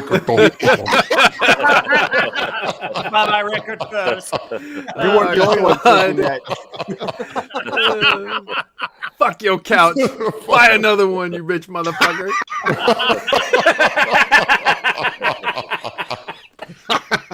Boy, Mr. Robinson's neighborhood has gone to seed. I got it's gone to hell. Don't go down to the corner market. There's fucking Sith out there with stone knives and shit. I don't know. Yeah. Someone is killing Jedi. No shit. Oh God, that line. Talk about that's the cringiest piece of fucking dialogue in this fucking trailer. Someone is killing Jedi. Again. Somehow Palpatine returned. Really? Wow. Thanks a bunch. And no one's mentioned the little music in this trailer. They do their best impression of that little horn from the Inception trailer, but it sounds more like it sounds more like the director lifting her leg and ripping one. I hope you guys caught that. Yeah, we're gonna use that. Oh yeah, that's a good one. I can do it again if you like. Okay. Tackling the patriarchy one toot at a time. Oh, fuck me. So anyway, yeah, and then they turn and go, huh? Who's, Zorks? Somebody's watching me, and there's... The lightsaber looks like a glow stick.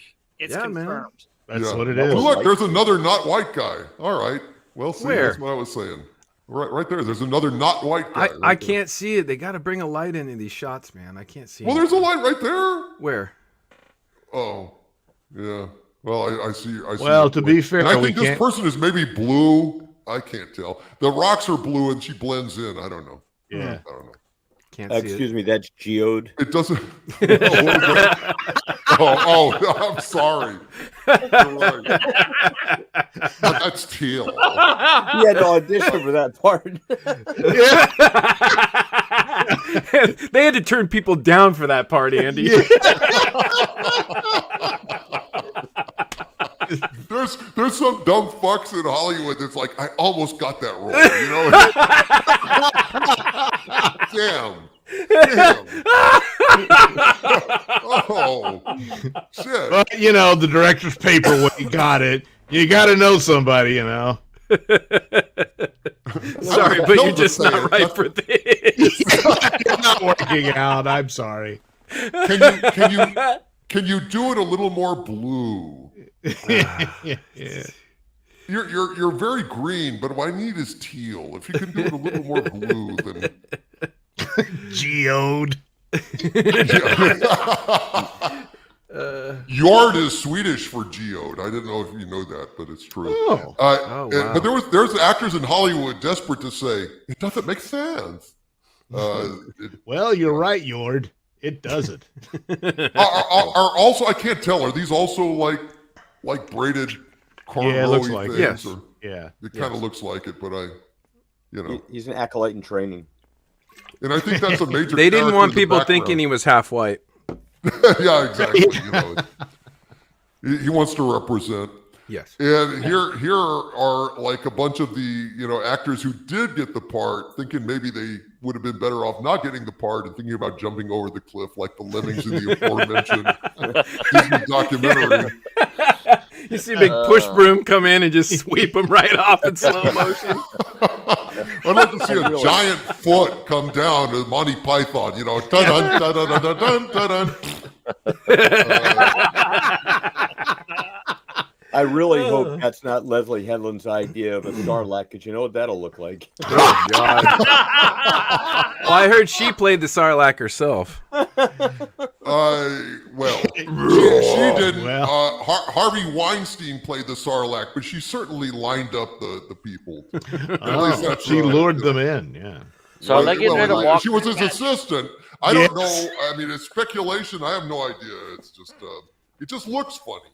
You know, it looks funny to be Harvey Weinstein's assistant all those years when all this abuse was going on and she knows nothing about it. But hey, okay. I'll take her at her word, I guess. I don't know. It's a rumor, but I don't know. Are they getting ready to walk in the Fangorn Forest there or something? Like, I don't know what's going on there. Well, it looks like a cliff. Yeah, it looks like a cliff. But maybe that's just the edge of the stage with the artificial, like, wraparound thing there. Yeah. Yeah, that's, You know, it's still, I got to say, it still looks better than Shogun. I hate to say it. Shogun's vastly superior in terms of content, but goddamn, what an ugly fucking show that is. They at least we can see this shot. Yeah, we can see the shot. Yeah, I was going to make a comment. We can at least see the trees and everything else, and there's some depth to it. Give credit where credit's due. At least we can see this particular shot. Yes. And it's not all, like, monochrome. A lot of this is, but God, Shogun's I love the acting and the plot, but fuck. Oh, look. And here's Chewbacca's gay cousin. Now, there's a white like guy. A little braid He shaved his head. He's got a little. It's half shaven. Man. Yeah. You know. They even give the Wookiee a man bun. Yeah, really? I know. You got to demasculate the Wookiee. Jeez. Well, you know, the Wookiee's kind of poor. You know, he's fallen on hard times. He has to go to the Barbizon hair college, let students cut his hair for cheap, you know, and accidents happen, for God's sakes. Give the poor son of a bitch a break. Oh, man. Looks like he's been sucking on some of the milk Luke Skywalker. Yeah. You cut his brain. Yeah. That seems to be like the prerequisite for all of the legacy characters in Disney Star Wars. Yeah. You see that big tit? Yeah. Suck it. But it's got blue milk. I know that. Suck it. Do it, Luke. Do it, Luke. And Roll then we're going to the film camera. you like crying afterwards. Yeah. Yeah. You know, so Ruin Johnson have something to keep him warm on those cold nights. And here we come to the appearance of the only white man I saw in the trailer. This is it. Oh, not him. It's the guy that he's fucking with. This guy. Oh, yeah. Darkness, my old friend. Please don't hurt me. I'm sorry for the everything. patriarchy. I like that guy much better when he teamed up with Paul Simon.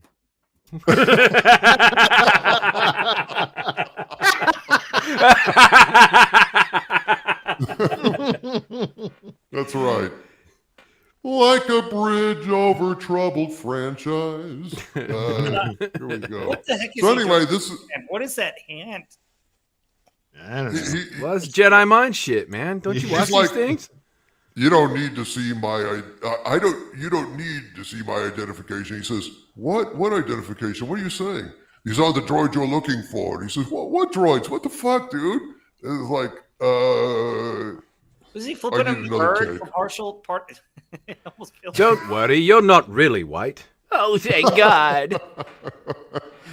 This Yeah, is but he sad. just runs. Yeah, that's the other thing. They run through all the old lines from Star Wars movies repeatedly through these things. So yeah, you Yeah. go through them all. If you strike me down, I'll be. Look, I'm just trying to get past you, buddy. I got this. I just was going to the market to buy some bread. Boy, Mr. Robinson's neighborhood has really gone to shit. He's like, yes, I know.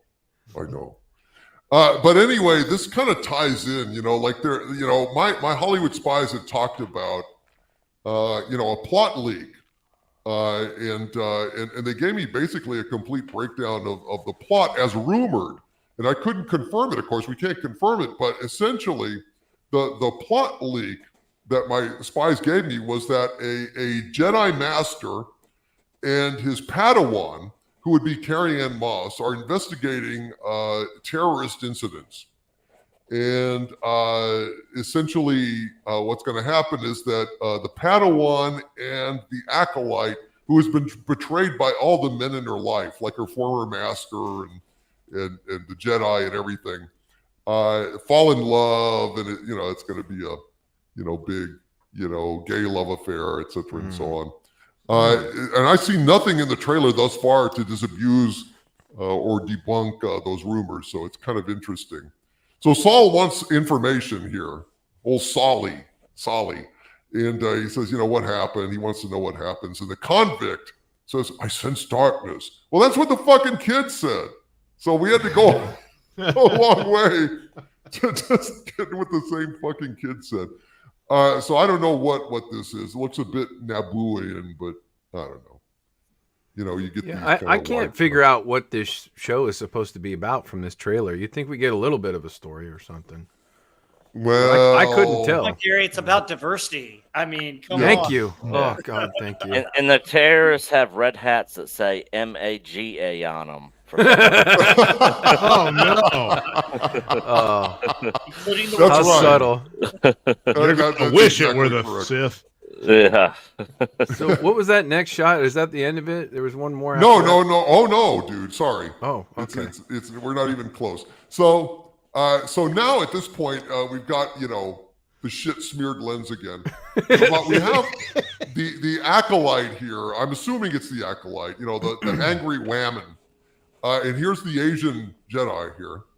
And her version of attacking now. First she brought a stone knife, and that didn't work so good. So now she's just gonna try to jump around and shit. She's gonna and spin around in the air, with her legs spread. I don't know. Maybe Mass and Gill is an attack. I don't know. I didn't know Mass and Gill could be fatal, but it's your Russian gift. That's some potent vinegar. This is absolutely ridiculous, dude. This is like,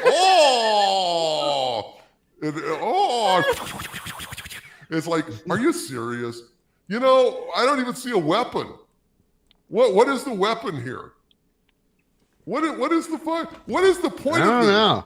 She's not dodging weapon fire. All she's doing is jumping around and saying, you know what this tells me? It says, hey, the Acolyte had the budget to hire a gymnast. Great. Yeah, that's great. I really that's what makes it different. This is going to be a sweet TikTok video. It'd be great if he just pulled a revolver out and shot her. And walked away. Well, no, but what a real Jedi would do is if some idiot is just like twirling around and shit in the air, just force push him to the ground. Yeah. Force push him in a pylon. What the fuck are you doing, dude? What are you doing? That's a good trick. It's like, death by rocket. It's like, this is not, and then we cut to some lovely music playing and some blue, gray, teal, I don't know what that is. Probably a Jedi of some sort. And there's, another not white guy representing. Good for him. And here's some more. Hey, that might. Oh my God! Whoa. Yeah. I don't know. Maybe. Where's Waldo? There he is. And there's bad haircut Wookiee there. And I'm telling you, he looks like Harry from Harry and the Hendersons in that shot. Yeah. Barbizon Hair College, folks. So you get a haircut for $5, and it's worth every penny. I don't know what the fuck is going on here. I mean, it's just a bunch of shots. Oh, and here's a little more of the same fight in the bar. Like the knife is coming, and the sun's starting to come out. So they've been going at it for a while now. Yeah. That's what she's like, nuh-uh. And she's like, uh-huh. It's like, nuh-uh. It's like, uh-huh. Hey, do you want to play the knife game with like Bishop and Well, that would take skill, and Yeah, yeah, yeah. And they're, it's like, Neo could stop bullets. All I can stop is a fucking stone knife. But hey, it's a living.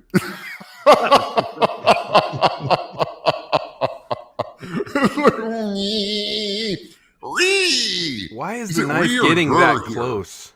Like, why is that even happening? I don't know. I don't know. For drama. Because drama.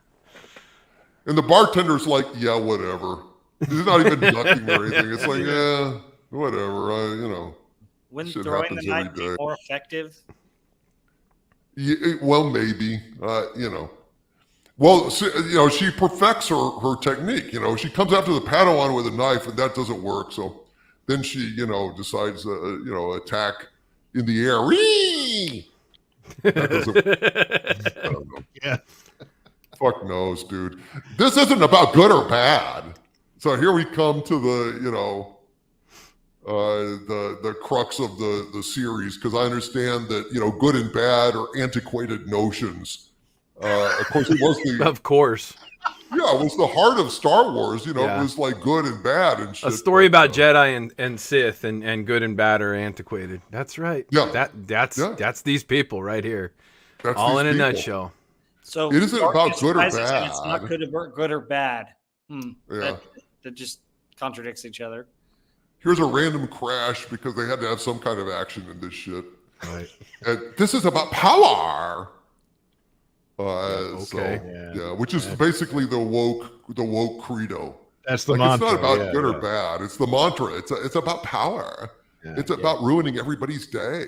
Power, Everybody's having energize more the fun than battery. we are, and we want to ruin their fucking day. Oh, that sounds Pretty like, much. those, what were they called? Oh, yeah, the Sith. Yeah. Yeah. And we got our confirmation that there was going to be no guns. I don't think there was a single gun in this trailer. No gun. Well, Guns would have been guys, so handy. No Wow. anything. Now, are you Guns would serious? be No handy. Yeah, guns? no, seriously, yeah. They're anti. It's an Well- anti-gun message, and so they're not planning on But not having, stone like, knives and, a yeah. blaster Franchise up in whose there. one of two words is wars, and Yeah. there's no guns.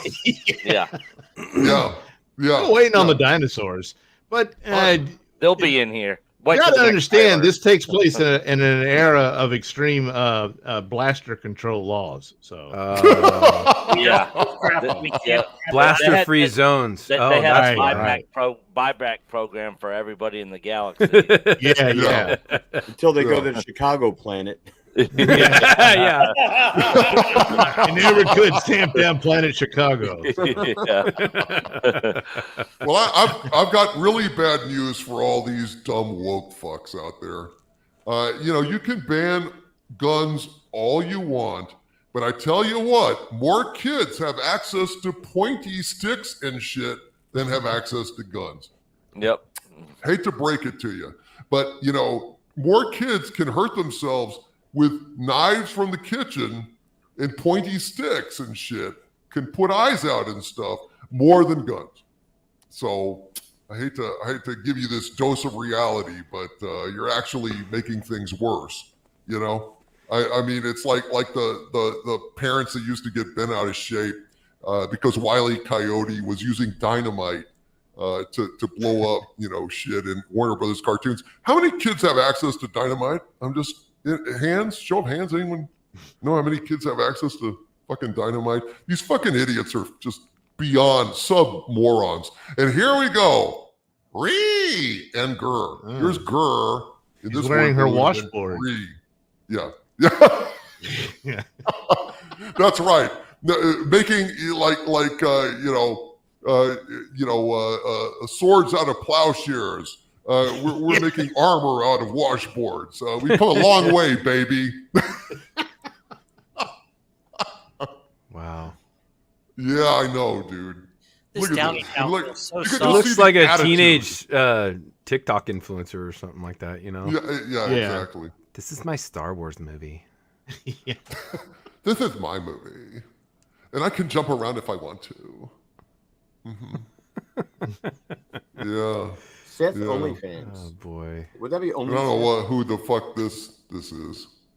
I don't know who it is. It doesn't matter. It doesn't matter. Yeah. but I bet he's not Well, winning. what is that exactly? What is that? Thank I don't you. know. Yeah, he speaks Good for question. himself. We were Good wondering question. ourselves, but we'll never know. And this is like drawn, at full resolution of the trailer. This is what it looked like. I mean, Yeah. this is actually a screen capped off the trailer. This is actually what it looks like, folks.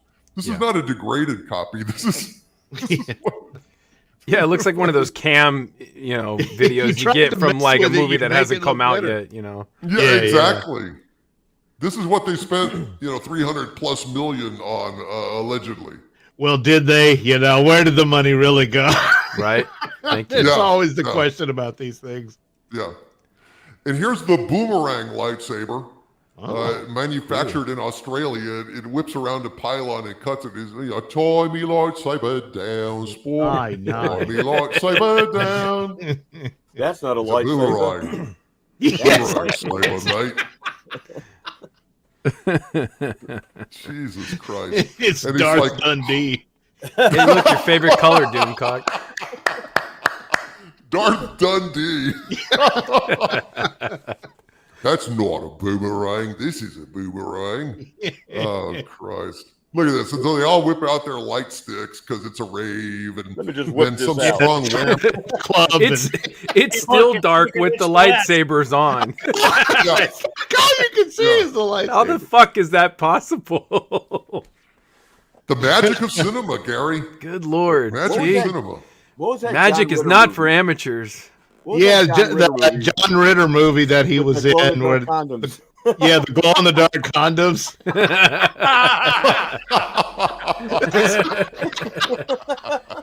Man, I can't remember the name of it, but yeah, that was Oh, Skin Deep. Skin Deep. Yeah, Yes, you're that's- right. You're right. Yeah. Yeah. So anyway, some strong whammon like has so much power that she blows, them all away and, rebukes the patriarchy in one fell swoop. White men or not, they still have dingle dongles and they must go down because that is the way now. Lovely. But you Yeah, can't that is shot. That's such that a, is the way. So that's the Ahsoka trailer, folks. I'm really glad we could walk you through it. And Christ Almighty, this is and when you watch, hey, folks, when you watch the goddamn, the Acolyte, be sure and thanks George Lucas for it. Because, moving forward, all of the Acolytes that we see in the future will be courtesy of George Lucas. He signed off on it. He owns it. Pottery Barn, rule of franchises. He broke it. He owns it. And, frankly, Nick, I don't know how you feel about this, but I concluded this. We now know the true villain behind Star Wars, Disney Star Wars. We thought it was KK. We thought it was KK all along, but KK was just the Sith learner. The master was George Lucas. George Lucas appointed her. George Lucas contractually rumored to have made it so that Iger couldn't get rid of her. And at the last gasp of the franchise, George Lucas puts it down for whatever reason and finishes the good work that KK did. So the quintessential devil of these matters is George Lucas. What do you think? Yeah, no, I've said multiple times in the past before any of this came out, years and years ago, I've said consistently, look, George Lucas is just as much to blame for all this. He sold the company when he said he was never going to sell to the corporate overlords. He put KK in charge. He handpicked her to run this franchise, knowing what Steven Spielberg thought of her, knowing that she was annoying, was terrible at taking notes, all the stuff Spielberg's talked about her. He was inside that group. He knew exactly who she was. So I've said for years that, George Lucas is just as much to blame. But also at the same time, I was like, in my mind, I was like, he's probably regretting all these decisions. Well, after these comments, he's probably not regretting anything. And he's probably over his whole outlines not getting used. He's probably just like, it doesn't matter. It's not my thing no more. I'm ready to go on and do other things. Like just like Andre said earlier, like he doesn't care about Star Wars anymore. He's the creator and he doesn't even care about it. But then he makes comments like he did, like selling his children to white slavers. You know, if that's your children, you love your children. Obviously, he has no love for Star Wars at this point at all. You know, I'm Right. not sure what broke him, but yeah, he's just as much to blame for everything we've gotten from Disney is KK or anybody else. Yep. Especially after all these So- comments that have come out, for sure. Yep.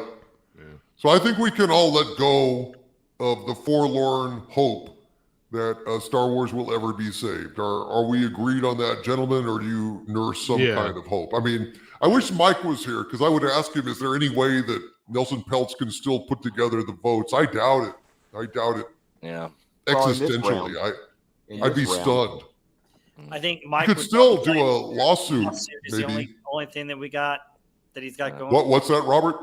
I was gonna say, I would think that Mike would say at this point, a shareholder lawsuit would be the only thing Right. that Peltz can really do right now. Well, So- wait a second. Peltz didn't go away last time. He's not going to go away. Oh no, Yeah. he's not going to go away, but the lawsuit would probably be the next Yeah. step. But the He's next- just not going to have a whole lot of power to really do anything. Yeah. Well, Yeah, the he's thing got Lucas is- really fucked him. Unless he More- wants to tank the company and sell all his shares. Well, more and more of these shares are good. Like the stock, once this proxy fight settles down again and Disney releases more of their great content, the stock price goes down, he buys more shares, and then all of a sudden, like, I don't see him going away. I don't see him quitting this after he's been, invested so much in this. I think this is just like, all right, I'll step back again like I did the last time. Sooner or later, they're going to run out of people to.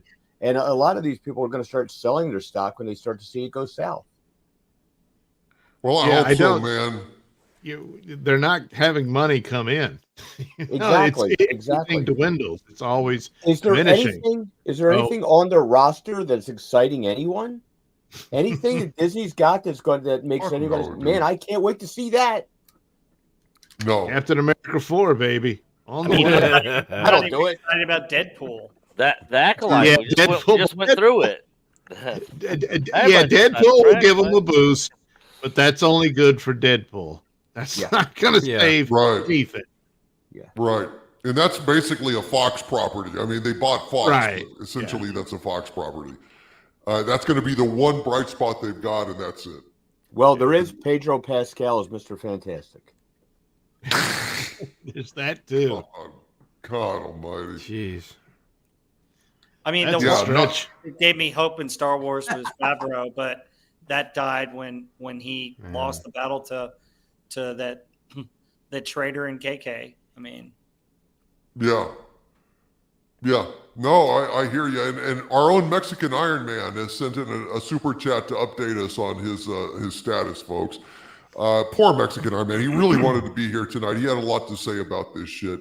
But he sent a $19.99 super chat. Thank you, brother. And he says, DC just got off the phone with Hargray Internet, and I am down until tomorrow when they send a tech at 1 o'clock to replace the router. Keep the fight alive. Fuck Disney. Fuck Lucasfilm. The struggle against woke continues, my lord. God bless you, Mike. We missed you, buddy, today, but we know that you are here in spirit. Yeah, All fuck right, your internet company. Yeah, fuck them, man. Jesus. You know what? So we've definitely raged against the dying of the light. I'm going to read these super chats because I know you guys have a lot of anger as well. And then when we come back, we're going to talk about something positive, folks. We're going to talk about a John Landis comedy, Chevy Chase, Dan Aykroyd from the 80s, Spies Like Us. It's going to be a lot of fun. Let's go ahead and get to some of these super chats, shall we?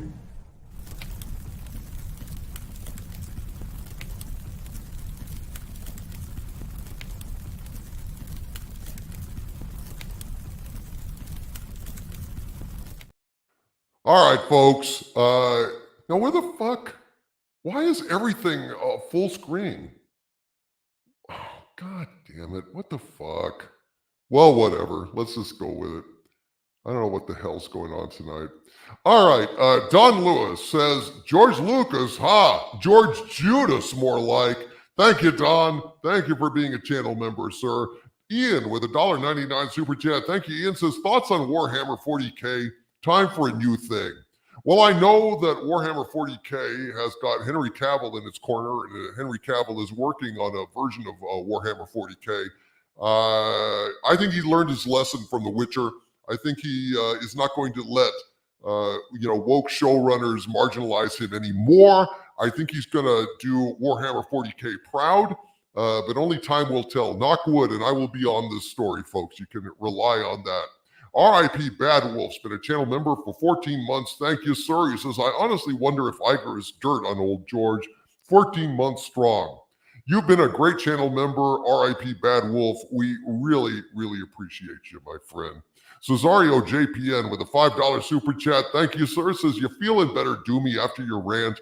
Ranting is good. Let it all out. Also, happy belated Gary Plausch Day.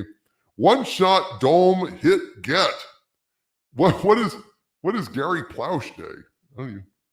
Anyone know? Plauche? I'm completely stumped. Well, thank you, Cesario JPN, and happy belated Gary Plausch Day. I don't know what that is. Michael Whitehead with the £2 super chat says, is Dune the new Star Wars? No, Dune is not the new Star Wars, folks. I mean, does anybody on the panel disagree? Dune doesn't have the kind of feel-good, rollicking adventure, the joy. Everybody knows the story ad nauseum. I thought that these were good movies. They were. I'd say that they were 3 out of 5 stars, each of them. And I enjoyed them while I watched them. I don't think I'll be watching them again. Anyone on the panel have any take on Dune? Is Dune the new Star Wars? No, I don't think so. Yeah. I agree. I don't think so either. I mean, they were good movies, but it's very dark and bleak books, movies. I mean, it's not anything like Star Wars. And I didn't think it was a franchise like Star Wars or Lord of the Rings. I just thought it was a fun, feel-good movie. It was like a summer blockbuster. That's all it really is. And that's great for what it is, but it's not a Star Wars. It's not a Lord of the Rings. It's not as lighthearted. Yeah. Right. It's not pulp fun. Yeah. It's not joyful. Of course, Disney Star Wars has never been joyful. Not one fucking minute of it has been joyful. It's sad. Oh my globe, oh my glob. Oh my glob, oh my glob, he says, with a $5 super chat, says, you can't be disappointed with something that has been dead to you for years. All their stock will turn to ashes in their mouths and we'll all laugh. I hope you are a prophet, oh my glob, oh my glob. I hope that it rains down hell on them and that their company collapses around them. We'll see, but all I know is fuck Star Wars. It's dead to me. That's all I can say. Trevin Lane with a $20 super chat. Thank you, Trevin. Says, pretty sure George is being blackmailed or just stopped caring. It's the latter, Trevin Lane. It's the latter. Definitely, yeah. I think it's a sad thing, but casualties are going to happen in the pop culture wars. Amen, brother. It is human nature to double down when wrong, and it looks like Lucas is doing it. I agree with everything you said, Trevin Lane. But like Nick said, I think he just stopped caring. And but the pop culture wars go on. We are winning them. Hey, look at the growth of the American Society of Magical N-words that we dare not say on YouTube. Got like under 2 million at the box office over its opening weekend. That's devastating. That's a devastating rebuke of wokeness. And Hollywood's just going to keep getting more and more and more of that shit until they can't stand it anymore. We're winning because reality is on our side. Dark Hierophant with the $2 super chat. Thank you, sir. Says, BF died on Sunday and Lucas betrays. This sucks. BF? Do you mean like a boyfriend, Dark Hierophant? Goddamn. Is that true? I mean, is that what you were saying, Dark Hierophant? If so, everyone put a DH in the chat. It sounds to me, I'm not entirely sure, but it sounds like Dark Hierophant had a personal tragedy, folks, and God almighty, I am so sorry, Dark Hierophant. I mean, unless BF stands for something I'm not sure. Maybe best friend. Best Could friend, be best maybe. friend, boyfriend, who knows? Maybe. Either way, really sorry for your loss, Dark Hierophant. We hope at least that some of the laughs we've given you, hopefully tonight, have eased the pain just a little bit. And Udite1's been a channel member for 7 months. Says no magic for amateurs. Wasn't THX a student film first? You're quite correct, Udite1. You are quite correct. And George Lucas, what a soulless, sellout Hollywood thing to say. George Lucas wanted to finance his own movies because he didn't want to be part of the Hollywood machine. Now he bends over for the Hollywood machine. The Hollywood machine is inside him like Borg tech inside Picard. It's just, he's riddled with it. He's lost everything important. What does it profit a man if he gains the world and loses his soul? Well, go ask George fucking Lucas. Hardcore Curtsy with a $5 super chat. Thank you, Hardcore One. Says George has always tried very hard to do what he wants his way. That has not changed. Only the things he has to do to make sure things go his way. Well, but what is his way? Hardcore Curtsy. What is his way? What does he gain from this? That's what I'd like to know. If my Hollywood spies hear anything, I'll bring it to you. But this caught my Hollywood spies completely flat-footed. They had no idea that this was coming. No idea. Opus has been a channel member for 35 months. Says in memoriam, the true and final death of Star Wars. Hear, hear, brother. At least now we can let go, right? We can let go. Paul Corcoran in the chat says he's become everything he hated. Milton says he's more machine than bad now. Yep. This is a fact, and it's a sad fact, and it breaks my heart. God knows I grew up. There was kind of like a holy trinity to me as I was a kid growing up. Gene Roddenberry, George Lucas, and Steven Spielberg. And pretty much everybody has disappointed me except for Gene Roddenberry. Even Steven Spielberg has let me down terribly with, some of the shit he's said and done. At least he wasn't a part of the Indiana Jones debacle, though I will give him that. Joe Doyen with a $1.99 super chat. Thank you, Joe. Says it's like the end of Infinity War for us now. Yeah. Dude, the snap. George Lucas just snapped and we lost another franchise. Boom, just like that. A piece of shit. I just wonder if he fucking had any clue of the ramifications of his little proxy stock thing.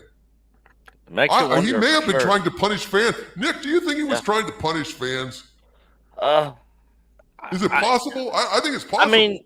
I definitely think it's a possibility. He really took that personal when he got all that backlash from fans with the prequel trilogy. And you could tell he altered it because Jar Jar played less and less of a role in the next two films after that.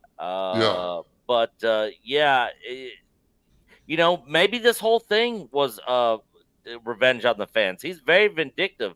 I mean, Gary Ambrosia told a story earlier.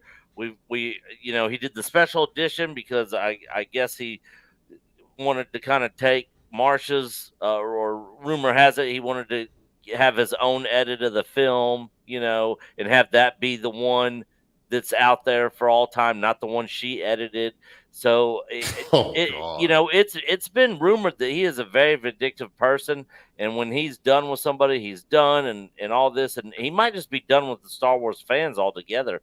And this was just his final nail in the Star Wars fandom coffin for him. So I don't think it's outside the realm of possibilities at all. Yeah. And just for the record, I don't think that Jar Jar Binks was the fatal flaw in the Star Wars prequel trilogy. There's way more issues than Jar Jar, for sure. I think it was Anakin. Yeah, he was not very good either. Not what I expected, anyways. Yeah, he should have been older in the first one, and then they should have had a bounty hunter chasing them, adding attention to the love story. Yeah, they should have picked up like the first movie where Attack of the right before Attack of the Clones. Yeah. But the huge fatal thing for me was having Anakin be this like gross, cringy, stalkery, lovesick puppy Oh like, yeah, all yeah, over her. It should yeah. have He been was the opposite. It should have Yeah, been that he grew to a strong, handsome man, and Padme was like, wow, what is this? But Anakin is like, slavishly devoted to being the best Jedi that there ever was, and he has no time for romance, and more like a Lancelot Guinevere thing, where Guinevere just breaks down his will, out of lust and love, and he should have been like a knight errant. He should have been like on a mission, and she's a weakness that he finally like succumbs to. That would have been much better than a cringy, lovesick puppy. Yeah, with some edge to him, like Han Solo or something. Right. Yeah, right. And you could have had that. Could you imagine? Episode 2. There's a bounty hunter chasing them all across Naboo and everywhere, and that's why they have to go to Tatooine to get away from the bounty hunter. And you have that tension around what you're even talking about with the love story, and he's trying to protect her, and she's falling for him.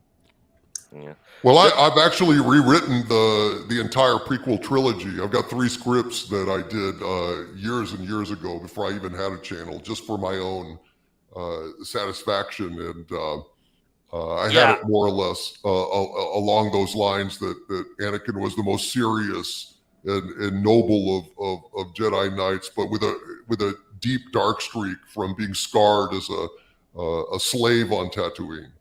And that darkness blossoms over time, and anyway. And the thing is, when you go watch the original trilogy and you hear them mention and comment on the past, you end up coming to and drawing your own picture to what happened. You can kind of piece it together, and it just does not line up. The prequel trilogy just does not line up to what is spoken about in the original trilogy at all. And I always said, did George even watch his own movies before he wrote these? They don't line up at all. No, they don't. And in my version, actually, I went the opposite way. I didn't make Anakin older. I made Padme younger. She's like a child regent, and she is transitioning between a monarchy and a democracy on Naboo. And instead of a trade embargo and all this bullshit, there's a false flag attack on Naboo by a Sith that is blamed on the Jedi because they don't know about the Sith anymore. They hadn't seen a Sith in 1,000 years, and suddenly the galaxy's faith in the Jedi Order is shaken right from the start.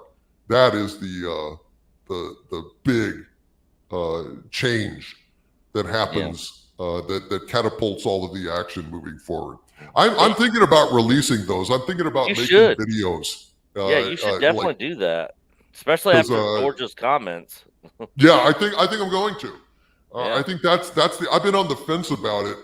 I think I'm going to do it. I think I'm going to release it, chapter by chapter, 10-minute chunks. So we'll see how it goes. Yeah, and that also real quick, that third movie should have been full-blown Vader in the Vader costume. Full-blown Vader, the whole third movie, and Leia should have been with her mother, with Padme. She didn't die. We never see her die or anything, but she understands that, she finds out she's pregnant after Anakin turns the dark side, and she leaves in bolts and is like, I got to get away from this dude, and then she finds out she's pregnant, and he doesn't know that she even had kids, because when he finds out, he doesn't even know he even had kids at all, and then of course have to separate them because who the father is, just in case anyone finds out, and that's why Luke ends up going off. Leia stays with her mom, and then Leia says, "Hey, she died when I was real young." Yeah, I agree to a point, but I do think Ian McDiarmid as Palpatine did a great job of manipulating Anakin, and some of those were actually pretty good. Yeah, but I mean, what I did with this trilogy is I looked because what I was convinced of was that George Lucas's storytelling instincts were very good. That the basic thrust of the story was a good story, but the implementation was woefully lacking in terms of characterization, in terms of and so my narrative weaves like a sine wave through it. Like it kind of goes away and then it comes back. I tried to stick as close to his like through line as I could, but with major differences. Like, for example, I don't kill off Darth Maul in the first movie because that was a jackass fucking move. It was insane. Darth Maul was one of the greatest villains. He really could have been just as good as Vader. Just chopping him in half and throwing him down a fucking air shaft was terrible. But how do you fit in Obi-Wan's adventures with Leia in all this? I don't. I shit on them and I bury them in a sandbox like a cat. That's what I do. That's what I do. Unknown Skymaster with a $5 super chat says, thank you, Unknown Skymaster. With your spies showing that the broker is forcing companies to allow woke in general, how do we know George isn't being blackmailed? Oh, we don't. We don't. I mean, but until I see proof of that or hear anything about it, I'm not going to make excuses for George Lucas. I'm sorry. It really doesn't matter. At this point, Star Wars is dead. Whether or not he's being blackmailed, whether or not he's lost his mind, whether he did it willfully, the simple fact of the matter is George Lucas just killed Star Wars by his actions. And that I will not forget and I will not forgive unless I hear he's mentally incapacitated or they literally had something on him so terrible that the ramifications would have been like the end of his family. But I think we'd never hear that, would we? So you can speculate all you want. Real politics, Star Wars is dead. Weird with a $5 Australian super chat. Thank you. Weird says, hey, Mike, you uploading Space King? Gary, Doug, can you react to Space King on stream? Just put yourself on mute and we see your face. We don't have time for that, Weird. I'm sorry. But maybe at some point we could do that. But this is a packed news day. So we're just fighting through it. F you, I'm a dragon with a $5 super chat. Thank you, sir. Says I mentioned this in a super thanks today, but I was always suspicious of Lucas. He forced an author to kill Chewbacca in the Yuzan Vong book series. I never read the Yuzan Vong book series. He forced an author to kill Chewbacca. Is this true? Any of you guys know that? The way I heard that was they wanted to kill somebody off, and it was Lucas had a thing you could not kill the three of them, Luke, Han, or Leia.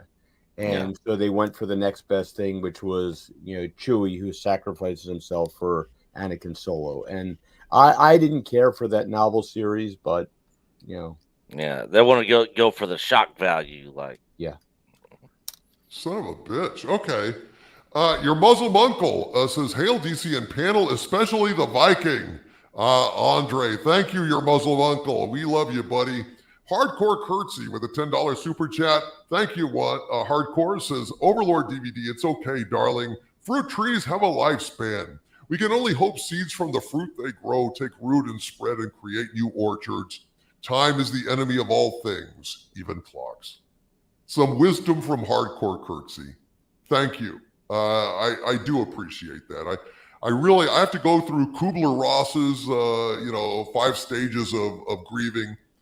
I'm still on the anger stage, but you speak wisdom, my friend. Thank you, Hardcore Curtsy. Very nicely said. Michael Beacom with a $10 super chat. Thank you, Michael. Says, when Kathleen Kennedy set out to destroy Lucasfilm, I assumed it was in part to get revenge on George. Up until this minute, I never imagined maybe George had done something to earn or deserve it. Now, dude, that's a good point. I don't know. It chills me to the bone to think that, look, Kathleen Kennedy is not innocent. There's no fucking way. She's awful too. She's awful too. But, Who's the more fool, the fool or the fool who follows it, as Obi-Wan said. And, you could say the same thing about villains, can't you? Who's the more villainous, the villain or the villain that put the villain in power? I think George Lucas is the quintessential devil in these matters, to quote Star Trek 4. Daytime Number of the Beast with a $5 super chat. Thank you, my friends. As I kept watching the Lucas video to see if he was blinking rapidly to signal to us fans that he was under duress. So much for that theory. Yeah, there was no video statement, so he couldn't actually do that if he wanted to. Ian with a $4.99 super chat. Thank you. Ian says, thank God Bionicle is untouchable.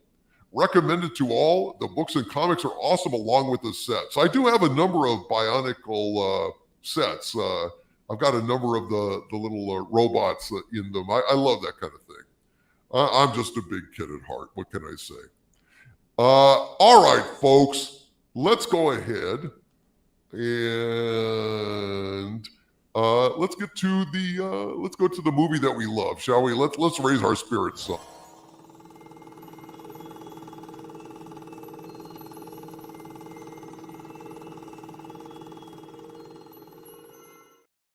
And the movie that we love is Spies Like Us, a John Landis comedy from the 1980s starring Chevy Chase and Dan Aykroyd and some gorgeous fucking women. Oh my God. Donna Dixon.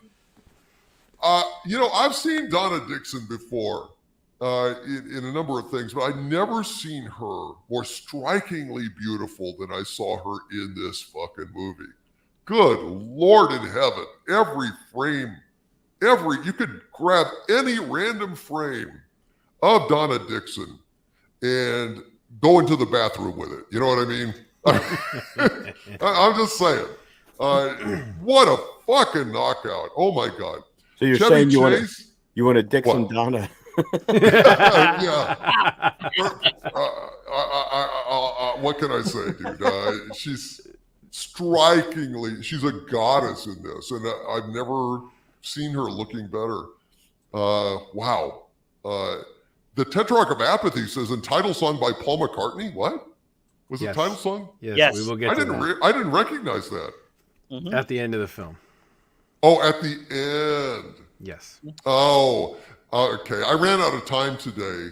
I watched it today for the first time, folks.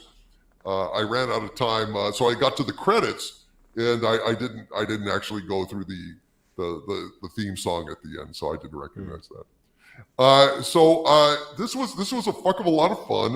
John Landis, I think, is the greatest director of comedy, live action comedy, in history. I don't know of any funnier movies really than Animal House and the Blues Brothers. This is not quite in that league, but it's a lot of fun. And Gary Ambrosia, what do you got to tell us about this? Well, first off, I want to say this was the hardest movie to find anything about. There is no documentary. There's no behind the scenes. There is nothing. I had Come on, Gary, show some balls. I think it's a little late to try to impress him.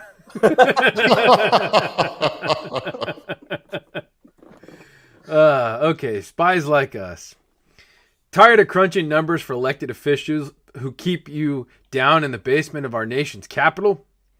Have you always dreamed of traveling to exotic countries and being shot at by the locals? Do you feel the ultimate responsibility of defending your country against the incredibly sexy and heavily equipped women army of the Soviet Union? Then you, sir, can obtain the GLG 20 clearance level and become spies like us. He said it. The name of the movie, the title of the movie. He said it. Okay. Directed by the great and acquitted John Landis. starring Dan Aykroyd, Chevy Chase, Donna Dixon, Bernie Casey, and a whole lot of other big superstars. Produced on a $22 million budget and bringing in over $77 million during its worldwide theatrical release. Right after The Blues Brothers was released, Dan Aykroyd began writing the script with John Landis in mind to direct, and John Belushi to co-star alongside himself. Aykroyd admits that at the time the script was not ready and was more of just an idea rather than a completed script. Are those slides going to move? Andy? There we go. There we go. It wasn't until a couple of years later that President Reagan's Strategic Defense Initiative, nicknamed Star Wars, was announced, and this gave Aykroyd the background which was missing in order to complete the script. At the time the first draft was written, it was owned by Universal. It was then bought by Warner Brothers, and Aykroyd was given another pass at the script, this time with Chevy Chase in mind to star. Chase and Aykroyd wrote the dialogue together, and they brought in Lowell Gantz and Babalu Mandel, who were recently nominated for an Academy Award for their screenplay for Ron Howard's Splash. Additionally, Aykroyd also collaborated with SCTV alumni Dave Thomas, who put his spin on some of the story content. Gantz and Mandel finalized the script, and the movie went into production under the command of John Landis in 1984. Nice. Dan Aykroyd's real-life wife, former medical student and star of the TV series Bosom Buddies, Donna Dixon, stars alongside Chase and Aykroyd. And boy, is she something to look at. She looks real-life wife? Yeah, that's Dan Aykroyd's wife. Mm-hmm. That lucky prick. I know. He married her right after Dr. Detroit, which is another movie. What a piece of shit. I know. Fuck him, right? Fuck you. Urgh. Well, that's after he broke up with Carrie Fisher. That's right. So, the scene. There's a scene with Donna Dixon when she's got the cold weather gear on. Man, she looks like a magazine model. Man, she's really I know. Anyway. She never looked more beautiful than in that movie. I know. I know. I love this part. They just yank him off the damn boat. That was so really fucking funny. Yeah. Shot on location in Morocco and Norway. On the arrival of the production in the Sahara Desert, it began to rain. This storm was the first time in 6 years that it had rained, and the local villagers praised the crew for bringing them the much-needed water. The rain, of course, just pissed off John Landis, and he dropped a helicopter on them. No, that last part's not true. That didn't happen twice. This just pissed off. Yeah, not as much as Vic Morrow. The rain, of course, just pissed off Landis and forced the production to shut down until it got dry again. While on location in Norway, the film actually nearly started World War III. Dan Aykroyd explains to the Daily Telegraph. We shot some scenes of Spies Like Us in Norway at the top of a mountain near Sognefjord, and we had a replica of a Soviet SS-20 rocket on the back of a launcher parked right there on the mountain. It was a very beautiful spot. We were shooting over a week, and one day we got a call from a representative of the United States Department of Defense because their satellite had spotted our rocket and called the Norwegian government. They thought a Soviet rocket had been secretly moved into Norway, so the producers had to clarify that this was fake. Thus, a major international diplomatic incident was averted. Oh, shit. How about that? Yeah. Shit. Also, according to Aykroyd, during an interview on the Chevy Chase show, every morning in Morocco, Aykroyd would pick up Chase at his hotel in a Jeep and drive 80 miles to through the Atlas Mountains into the high desert to get to the location that was doubling for Pakistan. Oh, after arriving back in the village after shooting on location, the two pulled up to a truck full of Moroccan paratroopers. Dan pulled out his camera and snapped a picture, which immediately infuriated their commanding officer. Dan told Chevy to slide over and drive like he had never drove before. Chase and Aykroyd took off through the village and were being chased by the truck full of armed paratroopers. Aykroyd describes Chevy's driving ability in the heat of the moment as like no other stunt driver I have ever seen. The two spotted a van near the hotel, which they decided to hide in from the pursuing paratrooper unit. Apparently, the unit had just come back from the Algerian front and were already tired and extremely pissed off and did not like their picture being taken. After the paratroopers After the paratroopers gave up looking for the actors and the incident had calmed down, the next day Aykroyd left for the set early without Chevy Chase, and after driving on set, told director John Landis about the incident, and as a joke, to tell Chevy when he finally made his way to set that Dan had been arrested by the Moroccan government and that Chevy would be next. After hearing this news, apparently Chevy Chase actually went to his trailer and began looking at his photos of his family because he was so scared. That's a fucked up prank, dude. Oh, man. That's good, though. I would never do anything like that. The Ace Tomato Company, which is the front for the covert defense system in the film, is based on United Fruit, which was a front known for its involvement in the CIA during the beginning of the Cold War. In addition, United Fruit was co-founded by Henry Meigs, which the character General Meigs is named after in the film. United Fruit went on to become Chiquita Bananas. I didn't know that. Yeah, how about that? No, I didn't true. know that. Yeah. The original track intended for the Soviet missile... the original song intended for the Soviet missile crew to be jamming out to was I Want to Take You Higher by Sly and the Family Stone. However, the rights could not be secured, so the producers went with Soulfinger by the Bar-Kays. Sir Paul McCartney was asked to write a play-out song for the film, possibly by Aykroyd, and a demo was recorded and sent to director John Landis. Landis absolutely hated this song, thought it was just awful and stupid, his words, and decided that he was going to tell Sir Paul, formerly of the Beatles, that his song was not going to work. Upon receiving a call from Sir Paul, Landis was about to deliver the bad news when the former Beatle interrupted him and said, "Aren't you excited? I'm excited. It's the best thing I've written since John died." Landis was stunned and caved and told him how much he loved the song and how honored he was to have it in the movie. Well, I mean, I gotta say, I'm one of those people that believes that the Beatles is the greatest band of all time. In terms of how much they grew and the variety of their music and how much music they created individually after they broke up, I don't think anybody compares to the Beatles. So I would have been one of those. Even the future ruler of Earth would have bowed down and told Sir Paul, "I love it," even if I didn't. Yeah.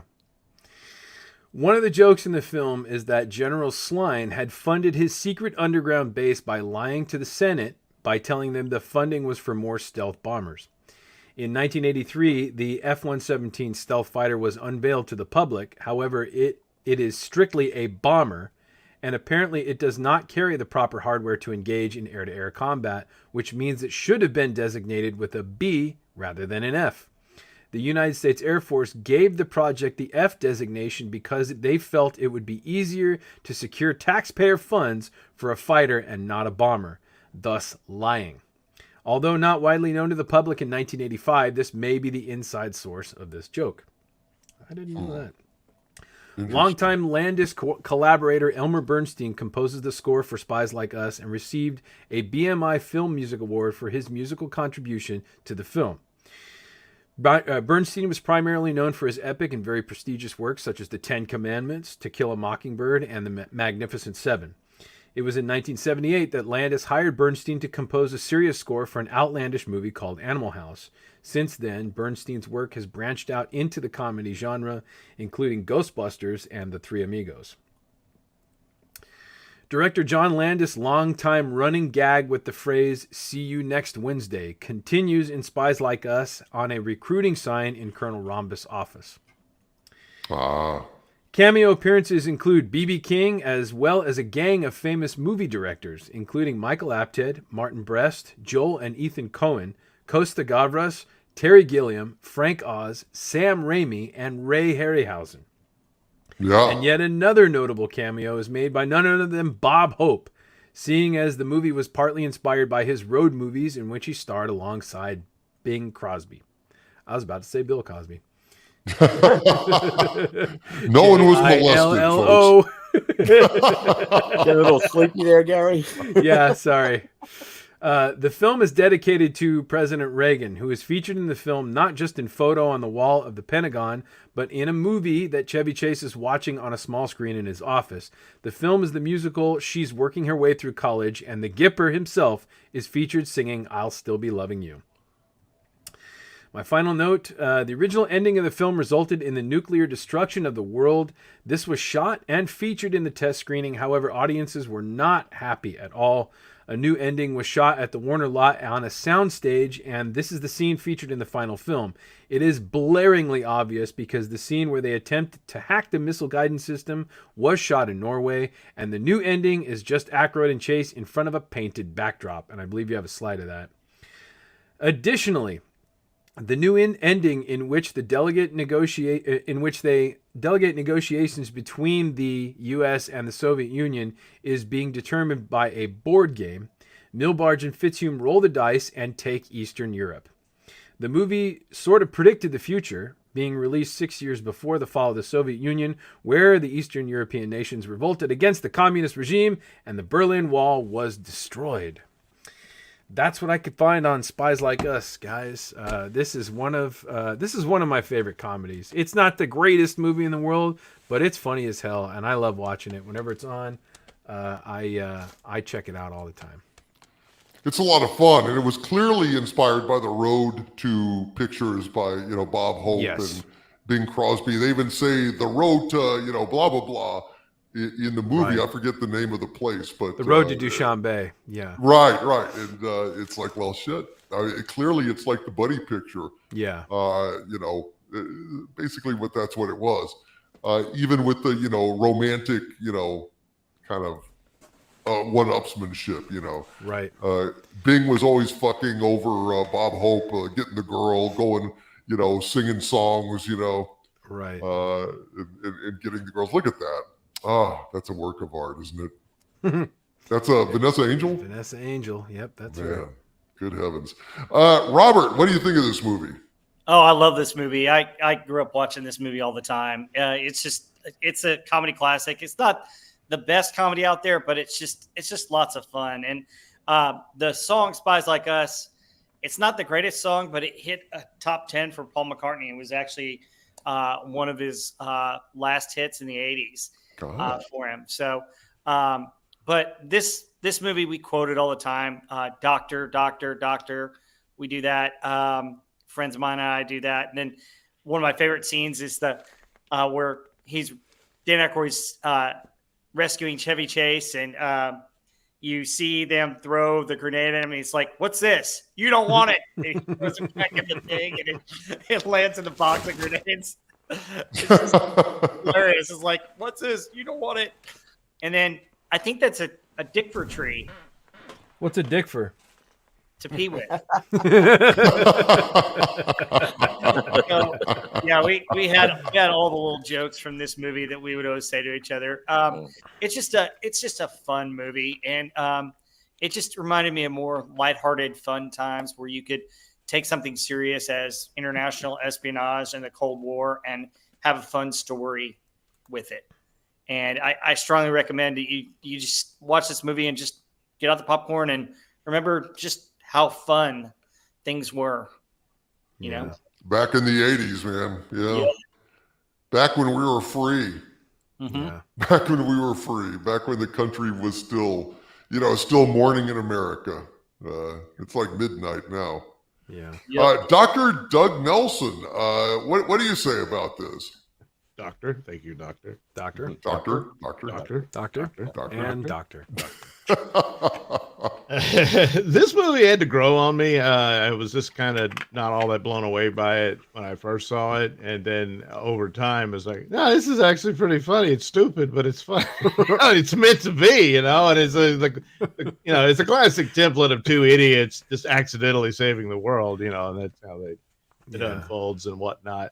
But all throughout that, my favorite scenes was always, of course, Donna Dixon and Vanessa Angel.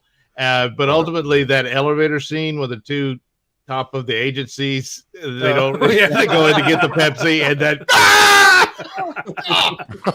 it gets me every time. It's so good. Yeah. Oh, And then yeah, there's yeah. other things they do when they finally got they showed their impressive, massive, high-tech laser mechanism ready to go, and it fires it, and they're all proud, and it misses. Yeah. I'm like, oh, well, we missed it. Then it hits the MTV satellite. Yeah, it hits the MTV satellite. You girls are like, awesome. Yeah, the TV blows up. Excellent. So It's fucking like, great. oh, well, a glitch, but don't worry, we're safe down here. So stupid. God. But yeah, it's a good one. And I do remember the McCartney song. I don't know. It seemed like it was kind of hard to find afterwards, but It was really hard to find. I don't think I've ever heard it, guys. I don't think I've ever heard it. They ran it a good bit on the radio at the time. Oh yeah, there's even a video that's pretty obnoxious with him and Chevy Chase and Dan Aykroyd. Yeah. Well, I can imagine. Oh, damn. That miniature work on the theater and the guns coming up was pretty good. It looked very real. Yeah, it was really good. That was all done by Derek Meddings, who I think you guys know who Derek Meddings is. I think he worked on some of the Jerry Anderson stuff, right? And, yeah, okay. And he did some of the Bond movies and stuff like that. Yeah. Yeah, those Jerry Anderson miniatures, some of the best in the world. Yeah. Right. Yeah, he did really good work on UFO. Yeah. Space 1999. Space 1999. That's probably the best part of Space 1999. Yeah, oh, for sure. I mean, and they shot a lot of great footage just for its time. It's excellent, Yeah. But also rewatching it for this is like I had to come back to Bernstein's score. It's really good. Yeah. Yeah. So very impressive, yeah. I knew it was him before I saw his name in the credits. I knew it was Elmer Bernstein. I could just tell by the sound of it. Right. Yeah. I mean, it sampled some of True Grit, which was his score as well. I don't remember the True Grit score, but I think that there was a similarity to the themes in this one and that. Well, that happens with composers, a lot of times. Steal their own stuff. Yeah, they're loud because it's there. Yeah, of course. James Horner would do that all the time. Oh, God, yeah. Oh, yeah. But it's like the score itself, you could apply that to a serious movie and it would work perfectly. Yes. Which kind of plays into that. I like that when it's like the airplane and stuff like that. When you use actual serious music in this ridiculous scenario, it just works. Yeah. But it's fun. It's a fun movie. Yeah, I love this movie. It is, and nice boobs. Oh yeah, good God, Donna Dixon and Vanessa Angel. Good Lord. Shame there was no nudity, but still there were, clad boobies. Who was Chevy Chase's boss that he was banging at the beginning of the movie? I don't know, but she was good looking too, man. Yeah, man. Like the beginning, there's a picture of her. Gorgeous women. Nick, what'd you think of this movie? I absolutely love this movie. I've watched this since I was a kid. It is a classic for me. Like Gary, anytime I see it on, I'm always watching it. One of my favorite scenes is the classroom scene where they're taking the test. Chevy Chase comes in with the eye patch, the freaking arm sling, pulling stuff out of his mouth to read, pulling the eye patch out. And then, he's trying to get Dan Aykroyd to help cheat for him and give him answers. And then he loses it and he just starts, acting, in the whole classroom, grabbing people's papers, writing stuff down. Yeah. Then, of course, they think they're getting in trouble, and they find out they're getting promoted. And they're like, oh, wow, this is great. And then, the whole journey begins. And it's just like one fuck up after another for them. They go through one disaster after another, and it's just a fun ride. I love it. It's a great, just kick back, eat some popcorn, turn the brain off. It's funny. I love this movie. Yeah, it's a really good one. I'm really glad I got to watch it. Andy, anything you'd like to say about this movie? Well, this was one of the films, like my brother Ed and I used to go back and forth with, we would memorize film dialogue so much we would just complete lines and scenes from the films. what's a dick fur and you don't want that, and what was the other one? The show some balls was, we were always like, that Dr. Detroit. I find this one pairs really well with Stripes. You can watch the two together. What a wife Donna Dixon was, to have her husband having filmed the scene lying in bed next to Vanessa Angel while she went off with Chevy Chase. Like, he definitely got the better end of the deal. And incidentally, I don't know how I know this, but Heidi Sorensen, who plays Dan Aykroyd's boss, was a Playboy playmate in the early 80s. And not that I knew this beforehand, because I wouldn't have found this magazine in my father's nightstand. But when she showed up on camera, I was like, I know her. I've seen them without their bra. Made it even more special for a young man in the 80s. You guys that haven't caught up on 80s films and the genius that was there, I highly recommend that you go back and do that, because it's probably as close as you're going to get to anything that's going to capture the male gaze. Because when you watch things like The Acolyte, you're going to see, well, I'm sure Leslie Headland was disappointed that she didn't think of Zack Snyder's Space Portal, but I think we're just going to have to go back and watch the 80s movies to enjoy them. Yep. Yeah, man. I'm told Princess Fiona in the chat says Donna was more of a babe in Wayne's World. Yeah. Damn. I've never seen Wayne's World either. Whoa. I know. I used to watch the skits, but I've never seen the actual That's movie. a funny movie. Yeah. That's a really funny movie. Because the SNL movies done. were often very bad, Not that one. Not that one. That was one of the, that's probably one of the best ones. Yeah. Shit, I better go check it out. Probably one, the best one of its era. Yeah. Yeah. If you were an ice cream. Donna cream. Dixon's in it. Jesus. Oh, yeah. There you go. She was just unbelievably gorgeous in this fucking movie. Yeah, she is. And you'll like the song they play when they show her on the screen in Wayne's World. Yeah. Freeze frame for married sure. Dan Aykroyd. Hey, funny guys. Funny goes a long way. Yes, it does. Yep. Women like funny guys. Make them laugh. Yeah. I'm a Which pretty explains funny guy. why Doug can't make it occasionally. I know. Yeah, I know. He's just all those female admirers. He's like, yeah, pop culture breakdown, or popping my culture. I don't know. Yeah, fuck you guys. I'm going this way. Anyway, that is our movie of the week. Just to raise our spirits after the betrayal of George Lucas and the brutal knifing in the back of the already moribund Star Wars franchise. May it rest in peace. Don't you mean stone knifing in the back? That Acolyte looks like shit.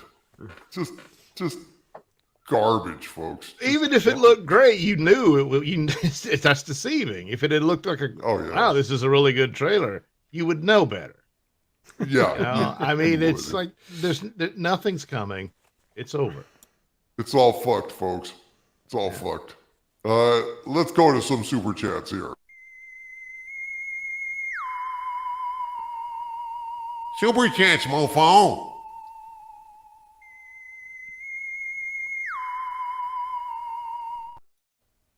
All right, so let's go ahead and hear from you guys. Let's hear from the audience. Let's hear what you guys have to say. Ken Rygard with a $2 super chat. Thank you. Ken says Benedict Lucas has sold us out to Emperor Iger. Cannot disagree with you, my friend. You are correct. Bakus Gamer with a $1.99 super chat. Thank you, Mr. Gamer. Says go figure. Anakin was a metaphor for George's life. Cannot disagree at all. At least, but I think it's a little different because at the end, Anakin got redeemed, and I don't think there will be any redemption for George Lucas, period. I really do not believe that is the case. There is none. He had his chance for redemption, and he blew it. So no Force Ghost for George. Your Muslim Uncle with a $4.99 super chat. Thank you, my friend. Says the Disney movies were the death. Gina's firing was the coffin. And the Obi-Wan show, the final nail in said coffin. The Acolyte is just necrophilia. I just have to applaud. Beautifully said, your Muslim Uncle. Beautifully said. Could not say it better myself, sir. Thank you for that. Thank you. Sci-Fi Mombi renewed their channel membership at the Dumentide level. Thank you very much, Sci-Fi Mombi. We really appreciate it, my friend. Cyber Prime with a $10 super chat. Thank you, sir. Says, my stepmom introduced me to Star Wars when I was 7, and she stopped at the original 3. In reflection of current times, I should have followed her lead. Sounds like your stepmom was very wise, Cyber Prime. I wish we had all stopped. But, well, shit. You can't be perfect, right? I really, I think Nick, somebody was saying that they were, I think Mike was saying, it was Mike, was saying, I'm angry at myself. Like, listing all the people and stuff that he was angry at. He said he was angry at himself. And I didn't really get the chance to say, dude, do not be angry with yourself. There's nothing wrong with hoping. There's nothing wrong with praying and looking for signs and wonders and hoping for miracles. I mean, that's the stuff of life. Don't feel bad about yourself because you trusted the wrong people. The betrayal of scoundrels always falls on the scoundrel. It never falls on the person with an open heart that trusts. So you're not a fool to trust. You're a victim. You're somebody that was taken advantage of. Your good nature was betrayed. The betrayer is the criminal, not the victim. So I just want to say that. Do not feel bad, folks. And Cyber Prime renewed their channel membership at the Dominion level. Thank you very, very much, Cyber Prime. God bless you, my friend. Jack White, hail to you, Jack. Jack White with a $10 super chat, a $20 super chat, and another $10 super chat. Wow, Jack White. God bless you, my friend. God bless you. Jack White, I'm going to read all of these together, my friend. But again, lots of love out to you, brother. Jack White says, the only way we're going to get any confirmation of Lucas's mental state is if we see him start acting more like our current president, like shaking hands with thin air, for example. He says, are any of you familiar with the YouTube channel America's Untold Stories? Because one of the hosts of that channel pointed out that Lucas and his wife bought some land and planned to build medium density housing. Really? Wow. What a soulless, joyless fucking enterprise for somebody who created dreams, who worked at cinematic miracles, and now I want to go ahead and build medium density housing. And he was wanting to do a museum too, I think. That is pathetic. Yep. That is pathetic. Now, Jack White adds, in order to help poor blacks, basically, let's do the same thing that's been tried over and over again, that's failed every time, so not surprising that Lucas would make this bad decision. Well, thanks for sharing that, Jack. This is just not what George Lucas was born to do. But he has fallen to the dark side of his own force, and I wish I could work up some pity for the guy, but I just feel nothing but anger and disgust. So, I don't know. I guess that's a failing of mine. I wish I could have more compassion, but I feel this betrayal is very personal. This is someone I looked up to as a kid, and for him to pull this at the 0 hour when things were looking hopeful for one brief shining moment, and he just cut its throat, hung it upside down to bleed out the last of its lifeblood. Because, I mean, all of you guys are right that say Star Wars is dead. But, I mean, like Princess Bride, well, there's dead and then there's dead. and you know, this was a chance to, you know, catch that last feeble heartbeat, to get that last blip on the EKG of the brain activity. It was mostly dead, not entirely dead. Now it's gone. So rest in peace, Star Wars, and fuck you, George Lucas. Weird with a $5 Australian super chat. Thank you, sir. Says, Coach, I am not defending Lucas. I hate Disney Star Wars. It died long ago. What these conspiracies are regarding is how much of a dirtbag Iger is. Well, Iger's pretty, you know, I mean, well, that's a different conspiracy. You know, Iger, he's a piece of work, my friends. I don't know what to say about him. Yeah, I don't know. Don't use his bathroom. That's all I can say. Israel R. with an incredibly generous $50 super chat. Israel R., you are a producer on Pop Culture Breakdown tonight, and we really thank you, sir. And Israel R. says here with this incredibly generous super chat, hail DC and panel. I appreciate all the passionate takes on this Lucas fiasco and the confirmation the real Star Wars is dead and maybe for the best. However, the pop culture war is not over. Evil will not win. God has a plan. God bless. Hashtag Doomcock was right. God bless you, Israel R. Thank you, sir. Thank you for inspiring us, and thank you for reminding us of that essential truth that, you know, the pop culture war is not over. We will fight on.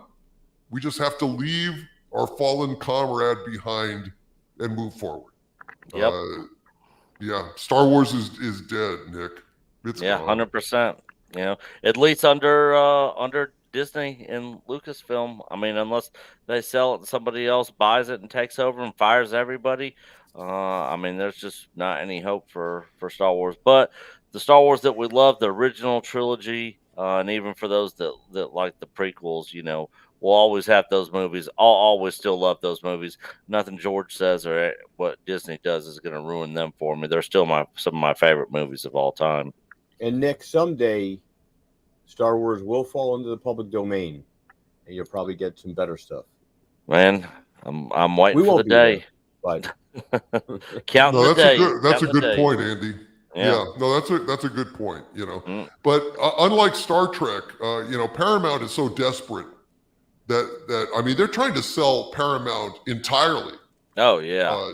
To Skydance, they're really in deep shit. Their wokeness has all but killed them, and you know, they're willing to sell Star Trek if Warner Brothers could make Skydance get out of the way. But the thing is, Disney ain't gonna sell Star Wars.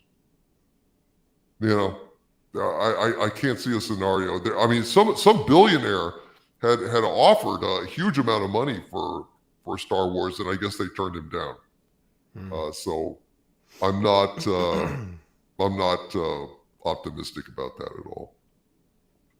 Warachi with a $5 super chat. Thank you, sir. He says, this is the wake of dreams. What we grew up adoring, dreaming, and fantasizing about has been dealt a death blow while despicable ones dance on the ashes. Well said, Warachi. Well said. Sad, but true. We have to face facts, folks. We cannot indulge in idle hoping, and we cannot take comfort in the specious optimism of conspiracy theories. We just got to move on. This one is lost. This one, the Acolyte makes that painfully fucking clear. And you know what? Just do what you need to do. Right, Israel R. out there in the chat. Right, Admiral Teague. We just have to move on and remember what it was once upon a time. Trencher 1375 with 100 Norwegian kroner. Thank you, Trencher. Says Views with Hughes, agenda-free news mentioned that it might be his family that handles Lucas's business now, and the statement is them on his behalf, not him himself. Well, that would be a goddamn shame, man. I guess if it actually came out, I mean, there's no way we're ever going to find this out. But if it did come out, at least we could feel a little bit better that at least it wasn't George Lucas finally that did the death blow, that he wasn't in his right mind and, it was his family and all, but it makes no practical difference to the price of peas in Peoria. Star Wars is dead. The only thing to that is that, remember recently he was like visiting a classroom or something like that, and someone asked him about Star Wars, and he went on about, well, the Disney Star Wars isn't mine are the 6 films and that sort of thing. And then his wife interrupted, okay, honey, okay, that kind of thing, reining him in. So I guess you could take that she's more in charge than he is, but beyond that, it's, I mean, unless he's really out of it, which I don't see there's any evidence of that they held his hand to sign his name on it. I don't think that situation, I don't think that's quite there at this point. So he bears responsibility for this. Yeah, he certainly does. Even if it's, he chose the wrong friends. This time it will cost us, the fans, Nathan Robinson with a $2 super chat says JW. JW? John Williams? Jack White. Oh, JW. What is that? JW? Jack White, when everybody was doing for his dog. Oh, right. Jack White. Yes. Thank you, Nathan. God bless you, Nathan. Thank you for that. And Angry Yeti TV with the $2 super chat. Thank you, sir. Says Acolyte. Is that the beer we're boycotting now? Yeah, pretty much. Good one. Joke of the evening. Pretty much. When you say Acolyte, you've said a lot of things nobody else will say. Sean White. What? I would like to thank Princess Fiona for her meme that I can't mention specifically what it was, but she made a little image for the Acolyte today, which was very funny. It's a little too questionable for YouTube standards, but you should check it out on Twitter. Yes, and Jack White had to put his little doggo down tonight. So it's very fresh for Jack. And sorry, again, Jack. I just want to. Oh, geez, sorry. Yeah, that's terrible. Yeah, that's no sorry, Jack. God bless you, Jack. Man, we are very sorry for your loss. We know how much it hurts. Sean White with a $5 Canadian super chat, the third super chat he's ever done. Thank you, Sean. Says, with regards to Star Wars, I would press F to pay respects, but at this point, who am I paying them to? Oh, man. Well said, sir. Very, very well said. Thank you, Sean, man. We appreciate it. And Stephanie Vasquez with a $10 super chat. And our first super chat, folks, amazing. Stephanie's first super chat ever. God bless you, Stephanie. Stephanie says the line, creating magic isn't for amateurs, just reeks of something foul. It sounds like something a corporate scumbag would say. George Lucas lived long enough to become the villain. Yeah. I mean, he signed off on it, so I have to assume that it's his. Barring direct evidence to the contrary, something asinine like that is just pure evil, like Andre said. It really makes me sick.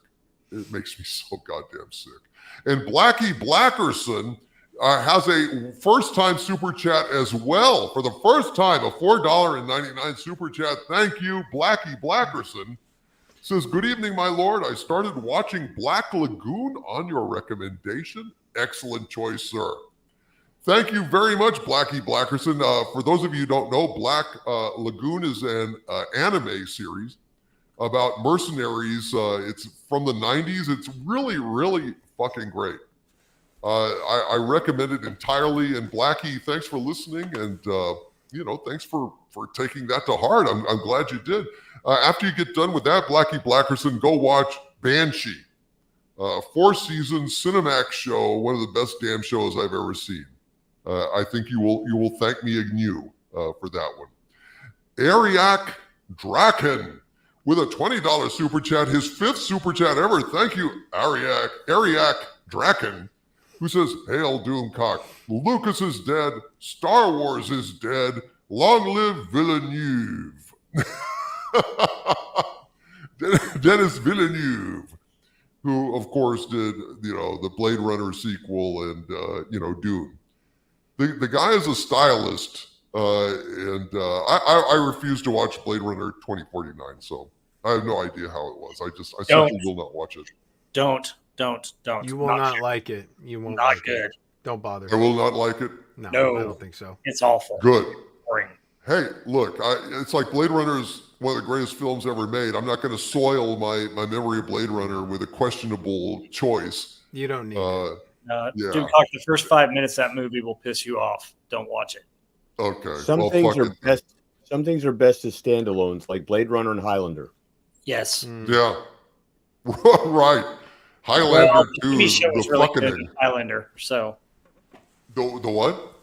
the Highlander TV show is really good, though. Right. Heather L sent me the entire series for Christmas. So thank you, Heather L, for that. Yeah. Frixos28 with a 10-pound super chat. Thank you, Frixos. Says, my Lord, I thank you for the shout outs when I was in hospital last year with leukemia. I am much improved. That is awesome, man. Awesome. God damn. Thank you, Frixos28. Put a P in the chat for Frixos, folks. As a cancer survivor, man, that is amazing. He says, I would say the urge to create magic is what drives amateurs to create magic. Well, you're a lot wiser than George Lucas and Disney. That's for sure. Frixos28, I'm glad you're still with us, my friend. I'm glad you kicked that motherfucker's ass. The big C, man. Well done. Well done, brother. Echoes of the Ancients. Echoes of the Ancients, who's been an archvillain of mine for 30 months. Thank you, Echoes. Says, I still remember the first time I saw and heard a lightsaber on a movie screen. Boy, do y'all remember that? Do y'all remember that scene? Your father's lightsaber. This is the weapon of a Jedi Knight, not as clumsy or random as a blaster. An elegant weapon of a more civilized age. I mean, my God, I can remember the lines, line by line. That's how much it struck me. That was incredible, wasn't it? Oh, yeah. We beat the crap out of each other with any kind of stick we could find in the neighborhood making lightsaber sounds. We all were welded that summer. It was like... It was incredible. And the way that they made that on screen was beautiful. Lightsabers have never looked right again. Yeah. Because they're probably CG or something, but I don't know. It's just so amazing. Obi-Wan saying that. It gave it such mystique and mystery, For over 1,000 years, the Jedi Knights were the guardians of peace and justice in the Old Republic. Before the dark times, before the Empire. I mean, geez, you hear that shh, and it's gone. Fucking amazing. God, I remember when in Starlog magazine, I saw the first production paintings of Ralph McQuarrie, and it had like stormtroopers running with what they called laser swords at the time, and I was just so intrigued. I was like, God damn, that looks fantastic. Mr. DeMark with a $6 super chat. Thank you, sir. Says, I still think that the George announcement might be done without him knowing, but his current woke wife. Well, unless his wife has power of attorney for him, Disney would still be in deep shit if George finds out. So, I don't know. Yeah, this is all public now. If he didn't say it, you would have think that he would have come out and said something by now. I'm sure he's probably hearing about the backlash.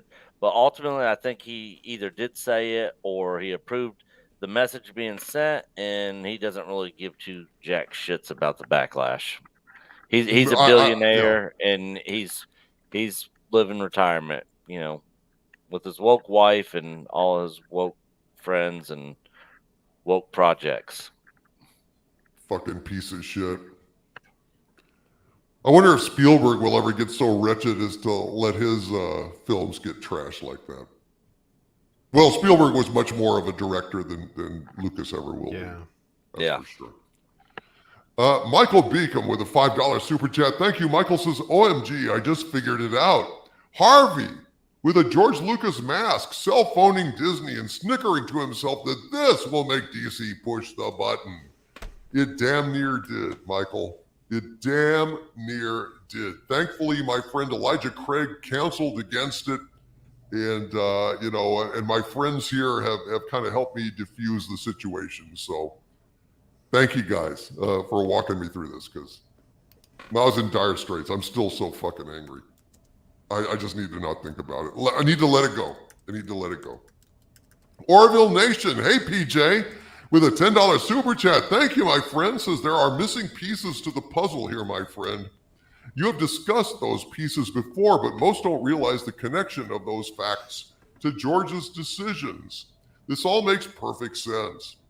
Well, PJ, get in touch with me, man. Fill me in on it. I mean, it makes no practical difference. But dude, if you have some insights or a theory, PJ, love you, buddy. Always willing to listen. Hail, Always PJ. willing to listen. Hail to PJ, man. What a great guy. We need to get him back on the show. Yeah. Have him chime in at some point. Lance, who has been a channel member, an arch villain of mine, 30 months, and he says, I'm not sure what's worse, Lucas' betrayal or my absolute indifference to the news. Lucas has forgotten that when he made Star Wars, he was the amateur creating the magic. Goddamn right. And then Lance follows up with a $20 Canadian super chat, and he says, we look up to our heroes in real life and fiction. Remember what they stood for, what they inspired us to be. We must decide to wait for those heroes to come back or stand up and succeed where they have failed and fallen. Beautifully said, Lance. Beautifully said. I wish George Lucas had half the amount of wisdom and soul that you clearly have, sir. Thank you for that. And Aaron Pipes, been a channel member at Dumentite for 20 months now. Thank you, Aaron. Says we need a cadre of dedicated fans to ensure grass never grows on George's grave, as legions of fans pee on the grave and take a dump on the gravestone. Yeah, I cannot imagine. I like I said in my video, Aaron, I could not imagine a day would come when I would say publicly and passionately and mean it, fuck you, George Lucas. And I did in that video. That was me saying adios. You know, that like a breakup with your girlfriend when you change the lock on the door, or when you move out of the city where she's at. It's like, nah, we ain't never getting back together again. That's it. That's what that video was. Fucking hell. Jeff C with a $4.99 super chat. Thank you, Jeff. Says, any plans to invite Dean Cain to Pop Culture Breakdown? I hear he enjoyed Andy Masterson's Dylan Mulvaney Barbie figure. Is that so, Andy? And Dean Cain with Superman. Have an open invitation to come on the show. Well, let's talk to the guys at Midnight's Edge, because they had him on today, and he's doing a new comic book with Gabe Al-Taib. It's Dean Cain, Lawmaker or something like that. It's a action adventure comic book they were promoting, and hey, if he wants to get some more eyes on his stuff, it'd be great to have him on. I love it, man. Goddamn. Lois and Clark, great stuff. Yeah, he was a good Superman. He was good. Yeah. Grand Potato with a $4.99 super chat. Thank you, sir. Says we are the Jedi and George Lucas just executed Order 66. Yeah, that's how it feels. He just went ahead and cut us all down when we were trying to carry his fucking water, trying to course correct for his fucking mistake of selling to these, white slavers. And how does he repay our faithfulness? He just stabs us right in the fucking back. At the moment of greatest vulnerability and greatest hope. Fuck that piece of shit. Warrior of Justice with a $2 super chat says, the DEI Acolyte, or the they-them Acolyte, bestest Jedi ever! That's what they need to call it. The DEI Acolyte, or the they-them Acolyte. Fuck them. God damn it. Fucking pieces of shit. Bun $2.99 with a $5 super chat. Thank you, Bun. Says, I would sooner trust any random amateur off the streets with Star Wars than any of the so-called professionals at Disney. Frack them all. You are wise, Bun. You are wise. You have learned your lessons well, sir. Well said. Echoes of the ancients with a $20 super chat. Thank you, Echoes. Says there is a ton of intelligence, talent, and passion in this chat. It's time to start creating more books, comic books, YouTube channels, and so on ourselves. I could not agree more. This has been an amazing show. You guys have helped me so much to get through this shit. I was shocked to the core when I saw that. It was shocked to the fucking core. Thank you, Echoes. Thank you. Gunstar 1 with a $9.99 super chat. Thank you, my friend. Says what George Lucas did isn't sad. It's not a stab in the back to the fans. It's just pathetic. I'm completely black-pilled about Hollyweird now. I'm not even going to watch Cavill's 40K. I'm out. Wow. Gunstar 1, I would urge you not to cut yourself off like that, man. I honestly think the tide will turn. I think it is turning. I think this is a last gasp of wokeness. But I respect your decision, brother. But, I would say watch this channel. I'll tell you when there's good things to look at. You can trust in us, folks. You can trust in us. Jack White, God bless you, Jack, with a $5 super chat and a $20 super chat. Thank you so much, Jack.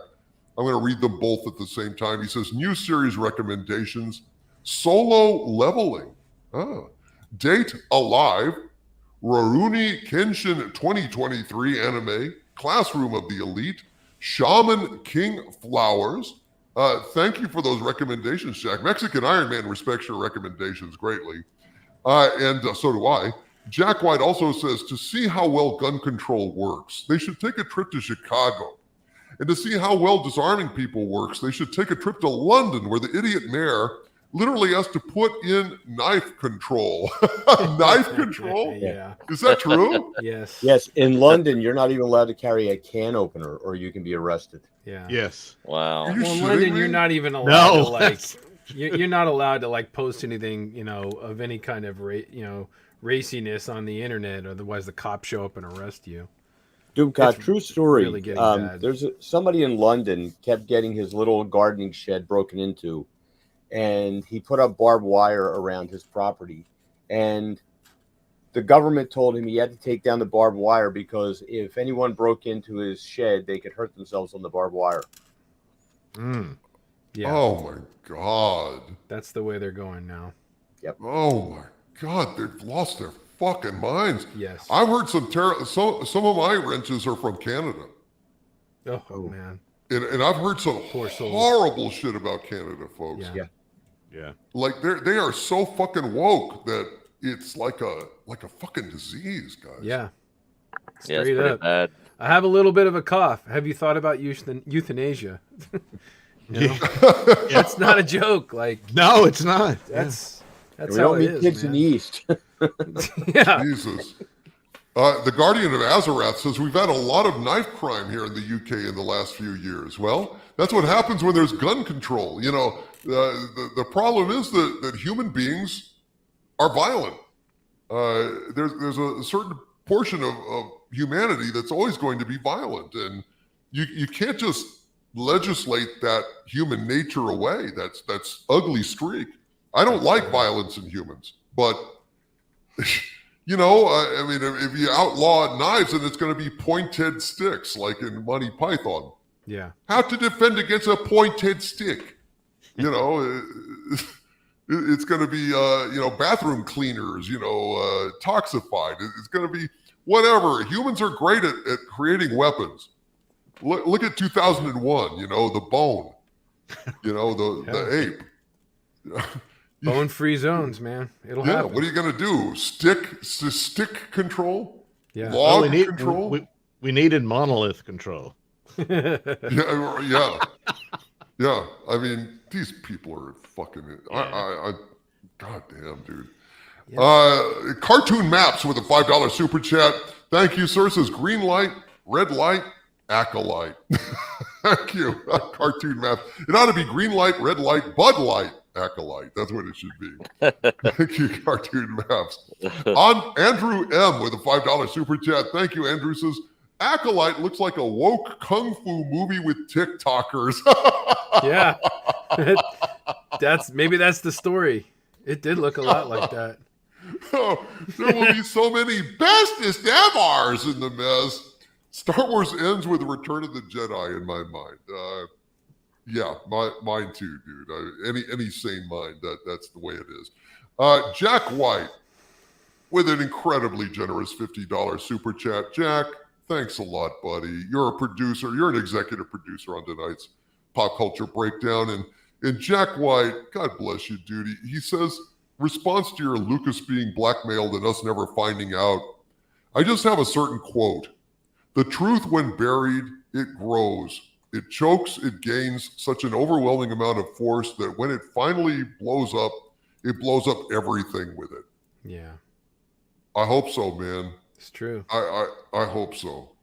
I don't think that's always true, but it can happen. And in this case, I certainly hope it does. I hope that the woke empire crumbles down around Hollywood's ears. And I pray to God that we can get back our culture again. And I pray to God that we can start living free again, because, I mean, my God, I've always been an Anglophile. I've always loved the UK. I love British television. I've been a huge fan of The Prisoner and Monty Python and Red Dwarf and Blackadder and Sapphire and Steel and, UFO, Space 1999. It goes on and on and on. I love British television. And to think that the Brits are no longer free, that they're living under this tyranny where knife laws, knife control, where you can't even post like saucy memes on the internet or they come and put you away. Yeah. I guess I'll never get to go to the UK. Not anymore. No. I mean, can you imagine? Like how long would I last over there? Well, the Prime Minister of Ireland just resigned today from backlash, so there might be some hope. Good. But backlash for what? Was he imposing this shit, or was he standing up to There's it? a lot of violence going on from people who are moving into the country, and everyone was just kind of sitting back and and they didn't want to be labeled anything, so they just kind of said, well, people have had enough now with these things, so they're speaking out, and this guy just resigned because he was kind of spearheading it. Wow. Well, I hope this changes. This is tyranny. Mm-hmm. It's just plain tyranny. I mean, my God. So they don't have any kind of free speech in the UK anymore? Not No. really. Not really. No. You can be arrested for social media posts. Yeah. And God, there's also one where somebody was just arrested. I forget where it was for Praying in the street. No, there was bad language used in a private text messaging group, and they got So they were reading the private text messages. Yeah. Oh no, you can't say Tyranny. that. Yeah. Yeah, that's what it is. That's what it is. Yeah. You know, Good every now and then God. there's a little bit of sanity that pops up, but it's not nearly enough. The woman that was head of the Scottish government had to step down because she's the idiot who allowed for a serial rapist to be. He suddenly decided he was a woman, so we're going to put him in the women's prison. Guess what happened? And so that was the end of her, But I mean, overall, the insanity rules the asylum. So. Yeah. God almighty. Muzzle Velocity in the chat says, in the UK, you can get arrested for hurting someone's feelings. It's true. Yes. It's true. Not everybody's Oh. feelings. My God. And you're Some talking- feelings you can hurt. You're talking 10 years in prison for this too. It's not just Yeah. like a slap on the wrist. 10 years in prison for hate speech. Jesus. Princess Fiona says a young Irish girl was stabbed by an illegal immigrant and the cops went after the Irish protesting the illegals. Yeah. Yeah. That's not a joke or an exaggeration. That kind of thing is happening now. It's upside down. It's I fascism. bless the UK. I am so sorry. Yeah. I am so fucking sorry. Good Lord. Oh, man. Grand Potato with a $4.99 super chat. Thank you, sir. Carrie Ann Moss's character and the Acolyte aren't fighting. That's their foreplay. Oh, so It all makes sense now. no, it does. You know, that's so that's not a knife. That's a No, that's an vibrator. aid. Yeah, That's an aid. that's a rock that's waiting to be polished. Lord, they're gonna touch tacos. Oh Lord. Taco Bell. I mean, ring my bell, you know. Oh, jeez. Radioactive with a $5 super chat says, DC, will Jimmy Walker be making a cameo in Acolyte in the name of diversity?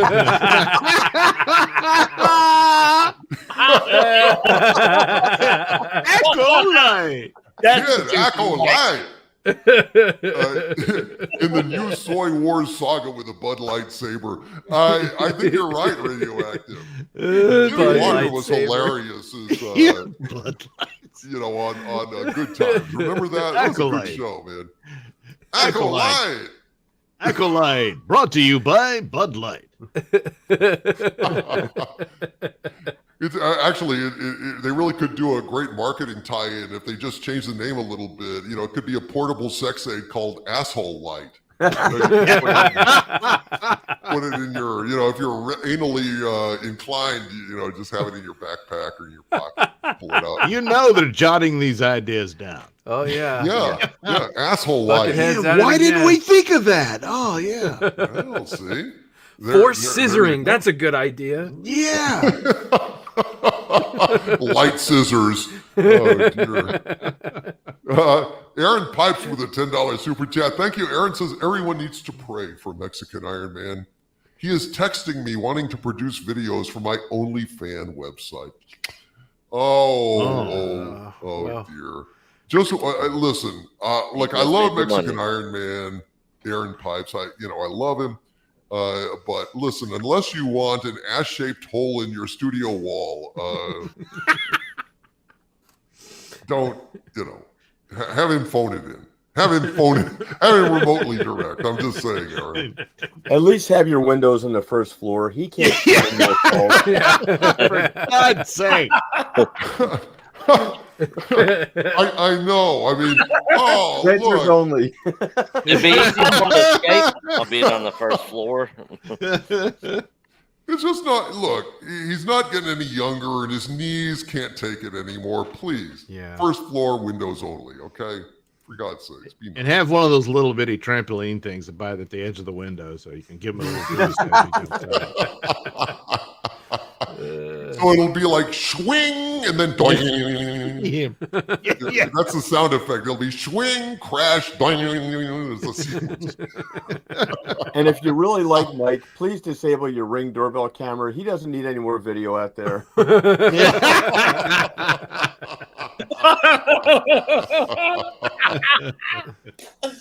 That's right. I mean, it's a mystery. His hands are up and he's still ringing the doorbell. We don't know how. We don't know how. It's a Mexican mystery. Hugh Slalom with a $4.99 super chat. Thank you. Hugh says, next time you watch a woke show, scream, look, another woman. After more than 3 women in a row are introduced, drives my wife crazy. Nice. Pointing it out, man. Pointing it out. It's really important. It really is. Don Lewis with a $4.99 super chat. Thank you. Don says, if it helps, think of all of this as industrial strength laxative. This too will pass. There will be a lot of noise and stink, but it will pass. Thanks, Don. I don't know if it helps, but it's sound advice, dude. Todd Zilla with a $10 super chat. Thank you, Todd Zilla. Says, DC, I've been a Lucas defender forever. He can do almost no wrong in my eyes. However, he is horrible at choosing good women. He failed with KK and his wife. I believe he signed over control to his wife. Well, but if he did that, he's still to blame. He's still to blame. Yep. Yeah. I mean, if you go ahead and put your balls in your wife's purse and then, she beats somebody up with that purse, you're still legally liable, I think. Well, they're your balls, sir. Yeah, but they're not very big if they fit in your wife's purse. So, well, that's true. So, that would be an affirmative defense, Andy. He could be a defense lawyer. I wish Legal Mindset was here. We could ask him about this shit. Yeah. Sounds like a Tic Tac. Tic Tac container. It's the size of the purse a mitigating circumstance. Was it a clutch or?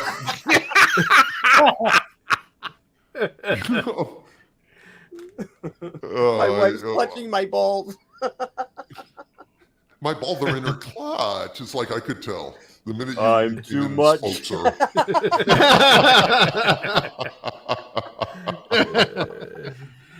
Jack White, been an arch villain of mine for 14 months, and Jack says, "Did you guys see that the System Shock remake finally has a release date on consoles? And Peltz will be like the Saiyans in Dragon Ball. Basically, every time they get beat down, they come back stronger."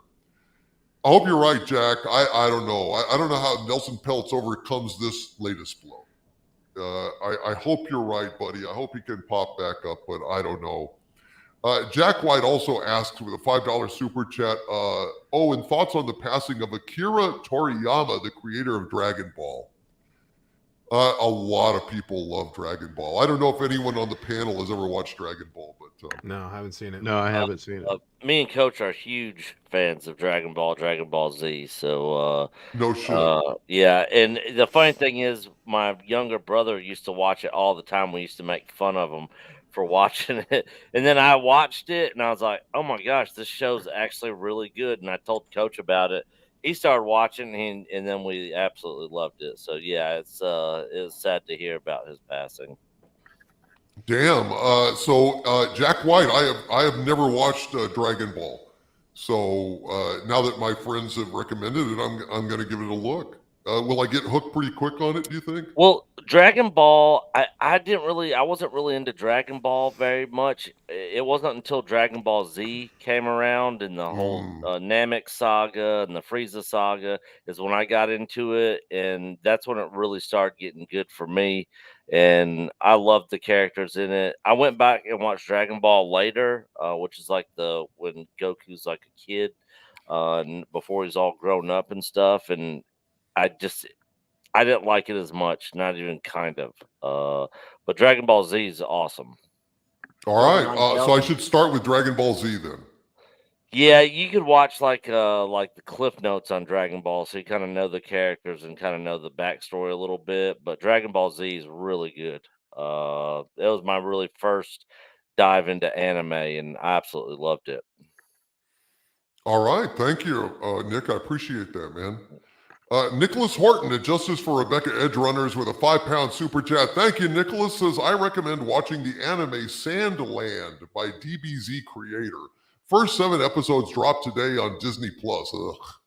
More episodes coming later. See you all Friday. Thank you, Nicholas. I do not subscribe to Disney Plus, so I don't know how I would see it, but I don't know. I really advise everybody to unsubscribe from Disney Plus. How many times do they have to spit in your face before you turn your back on them, just to stop the spittle, But thank you, Nicholas Horton. I will look into that, my friend. If I get a chance to see some copies, I will. Wayu Hatan with a $5 super chat. Thank you, my friend. Says, I don't hate George. Despite what he's done, if it wasn't for him, we wouldn't have Star Wars treasure what he gave us in the past. Well, I know, man. Maybe I will let go of the hate later, but right now it's just too fresh, man.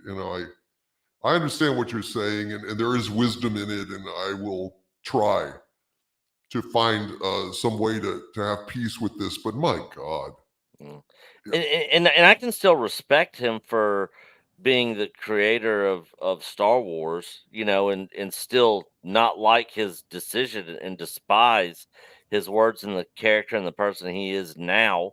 And again, like I said earlier in the show, Star Wars, the original trilogy, wasn't all just George Lucas. It was him, his wife. It was a collaboration of all kinds of people around him. I mean, he let Francis Ford Coppola read the script and other friends of his who made changes, suggested other things. I mean, it was a work in progress that a lot of people had a lot of input on. Yeah.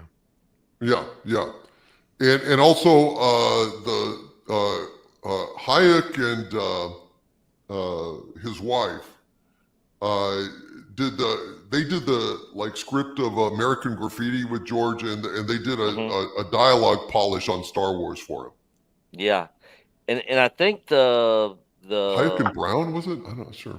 Yeah, and I think it was her husband who actually suggested about making Darth Vader Luke's father in that second movie. That didn't come from George. Marsha actually talked about that in the meetings that they had with other people when they're working on other stuff with other people that suggested that. You know, Nick, Lee Brackett, before she passed away, the science fiction author, actually gave George Lucas a treatment for The Empire Strikes Back in 1978, and it was not like what we got. It was a lot different. Yeah. So I don't believe this crap about him having the whole story planned out and absolutely Luke and Leia being brother and sister. No, that was not the original. That was not the original script. So it was a lot of different people. It was a huge collaboration. Yeah, a lot of 100%. accidents, a lot of luck, and it just it just hit right at the time when it was released. And Splinter in Mind's Eye was supposed to be his final say if it wasn't successful. The book, from what I understood.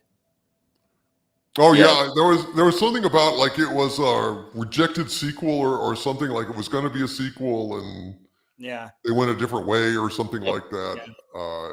Something along those lines. Rob, you're quite right. Deprived Dolphin with a $4.99 super chat. Thank you, Dolphin. Says, I no longer watch Star Wars. I only pay attention to Warhammer 40K. This is the only thing worth it to me. Star Wars is dead. I agree, man. Star Wars, stick a fork in it. It is done. Frixos28 with another 10-pound super chat. Thank you. Frixos says, I have lost all faith that any future sci-fi movies will be any good. I will be relying on my DVD collection of Stargate SG-1. Wise, yeah. I can see that entirely. Yeah. That's a good show, man. I also hear that they're running HD copies of Farscape on YouTube on the Shout channel. So if y'all are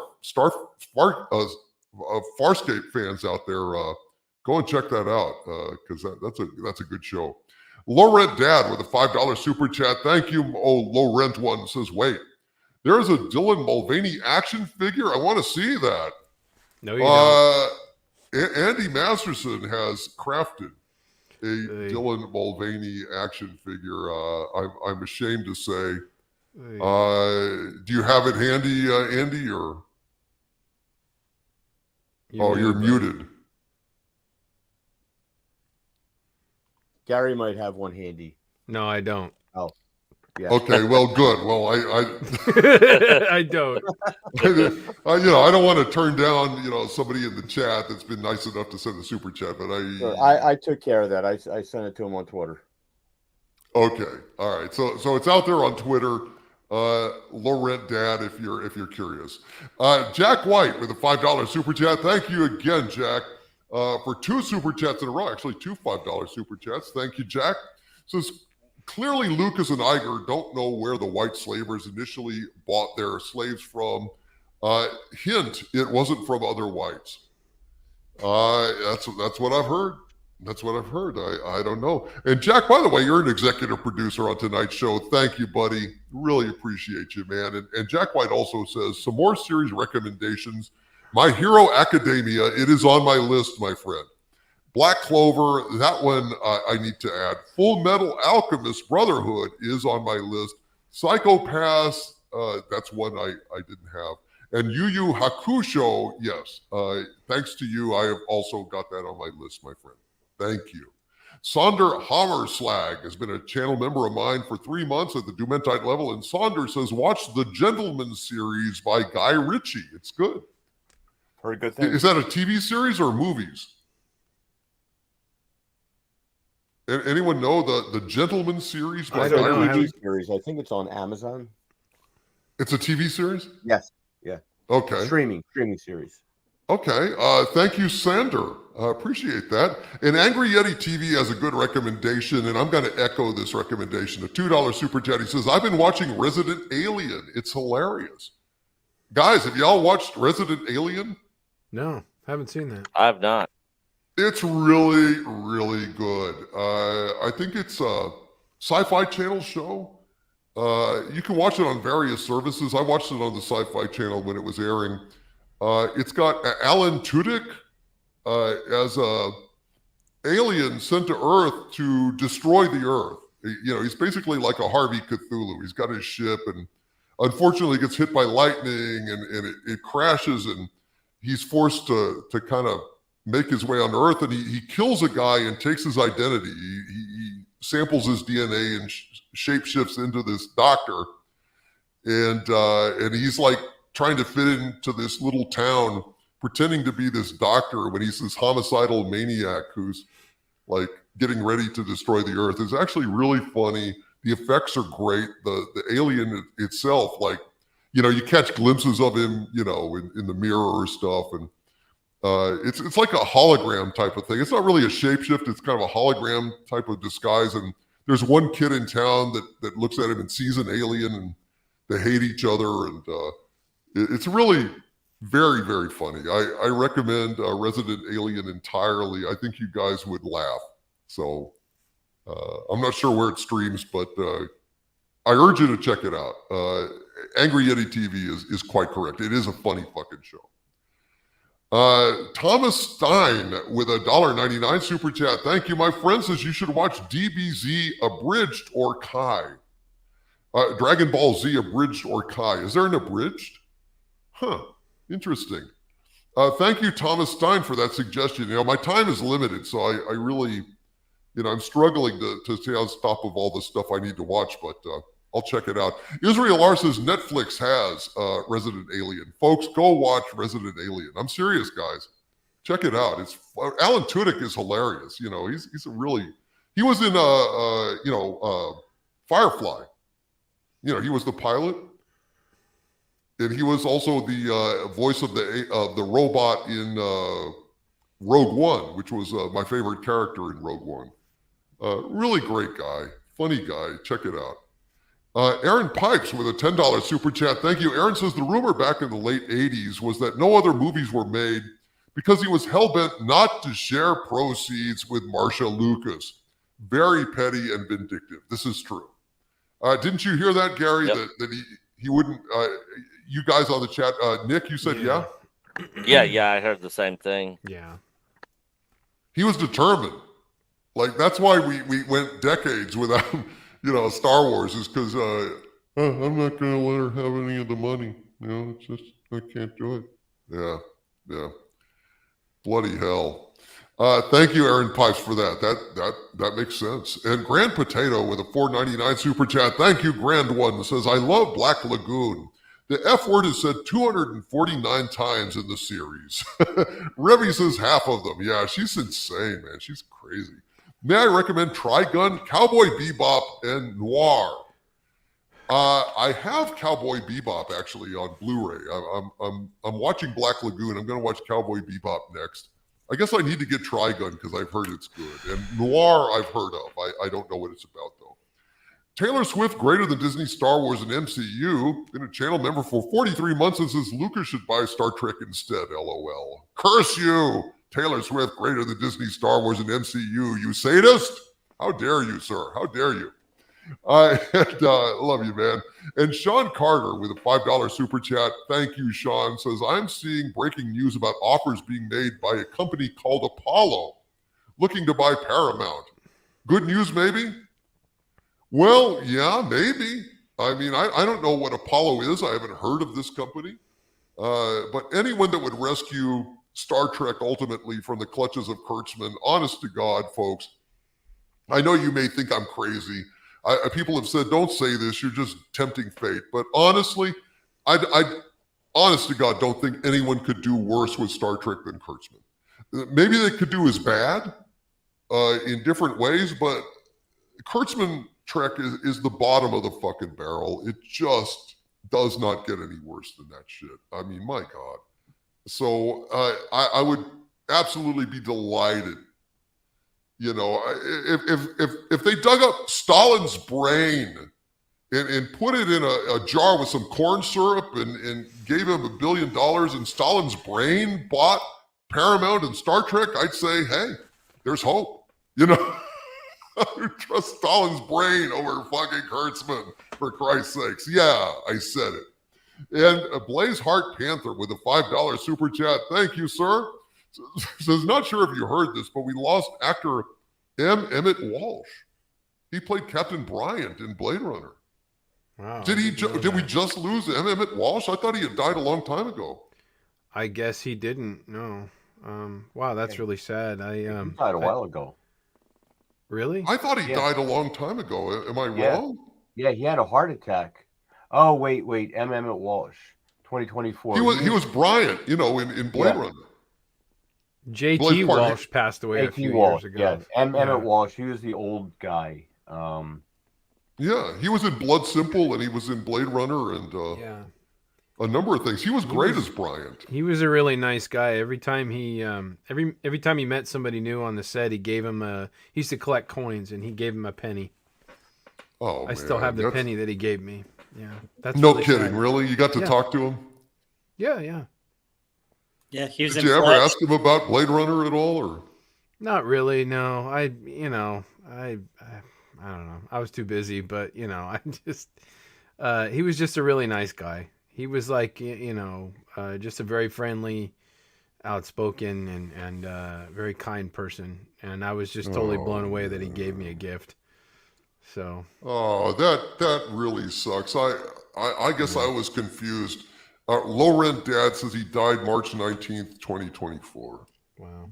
In the movie, he plays Bryant, and Bryant has a bad liver and he can't drink anymore, and that's why he pours out 2 glasses and gives them both to Deckard, and always says, "Have one for me, pal." So, man, I'm gonna drink one for him now. He was also the bad guy that was trying to kill Steve Martin in The Jerk. Yeah. Die, milk face. Oh, man. Typical run-of-the-mill, low-life son of a bitch. Oh, man. That is one of the funniest parts of that movie. I love that part. Of that I'm movie. somebody, look. His name's in the Stay phone away book. from these cans. David R. Johnson. Sounds like a typical low-life bastard. Oh, man. Oh, God, he's so funny. Well, everybody in the chat, if you're drinking right now, drink one for M. Emmett Walsh. He had great lines in that movie. Don't be an asshole, Deckard. I got 4 skin jobs walking the streets. I'll have one for you, pal. God bless you. Cheers, folks. Drink them if you got them. He was the diving coach in Back to School as well. That's right. Yeah. The Triple Lindy. He did a lot of stuff, Yeah, he's in a lot of films. He worked a lot. He had the last line in Blood Simple, the first Coen Brothers movie. Mm-hmm. He was great, man. God bless him. I'm really jealous that you got to meet him, man. That's awesome. Yeah, it was on that Your Name Here movie. That movie I sent you a copy of. It was about Philip K. Dick. The movie was never released. Right. So, yeah. He That's should be in it. Shame, man. Yeah. Well, God bless him. And thanks, Blaze Heart Panther, for calling that out, man, because that's very sad. And Michael Beacom with a $2 super chat says, must call it a night. Be seeing you. Be seeing you, Michael Beacom. And by the way, they're re-releasing a brand new collection of The Prisoner on Blu-ray. It's an indie company out of Australia, I think, but it's on a region-free Blu-ray. So the first Blu-ray set sold out like years ago. I happened to get one, but go and check those out, folks. The Prisoner's the best television show ever made. And Goku McDuck with a $50 Mexican super chat. Thank you, Goku. Says Lord Doomcock, seems things just get worse. Not sure what else to say, but wish things would be better and suggest you begin with Dragon Ball over Z.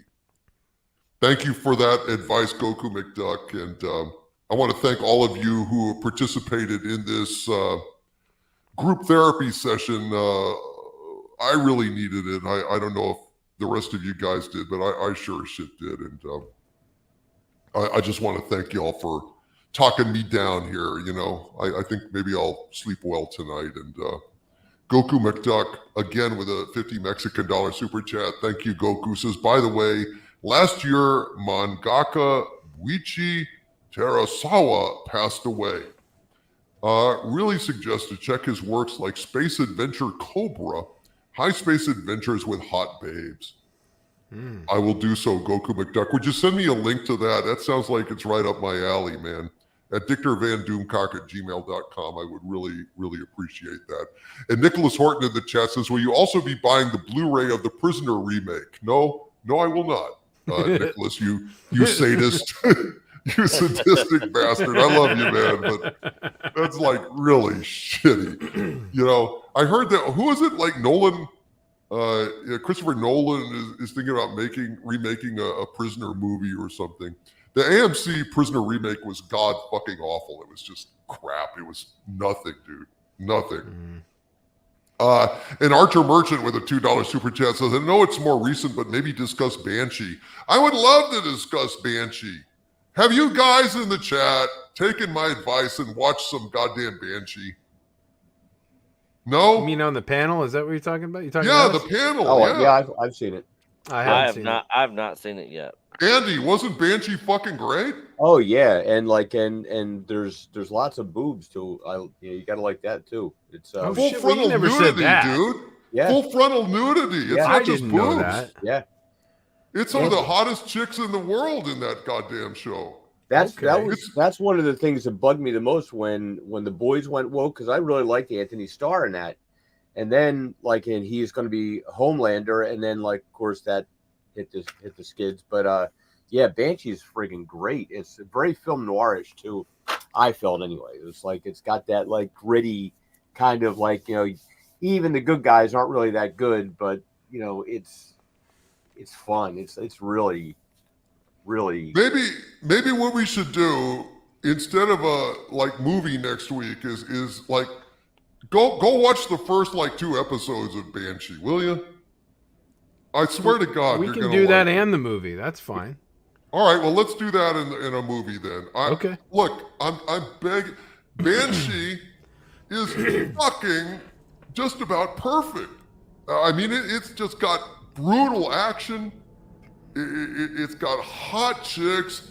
It's like pulp, shit, just grind. It's like a grindhouse movie on a series. I mean, just all the crazy shit you can imagine. Just extreme, great characters.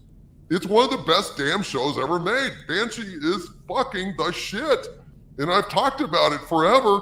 Andy, am I wrong? Is it one of the best goddamn shows ever? Oh yeah. It's engaging. It's and it's what I like about one of the problems that I have with a lot of TV shows is I can predict what's going to happen, and I couldn't do that with this. No, man. No, and it Well, never is lets. this on Netflix? I don't know where you can watch it. I've got it on Blu-ray. It was originally on Cinemax, so I imagine it might be on HBO Max or Max or whatever the fucking Or they're calling Amazon it. Prime, maybe? Yeah, I mean, you could just Google it around, but Anthony Starr is fantastic in it, and it's almost like I don't know. It's a bit like John Wick to some extent. You know, the crime shit that goes on. And Rebecca, that hot Amish chick. Oh, jeez. Low Rent Dad in the chat says it's on Max, so I have that. I'll go check that out. Oh, yeah, I got Max.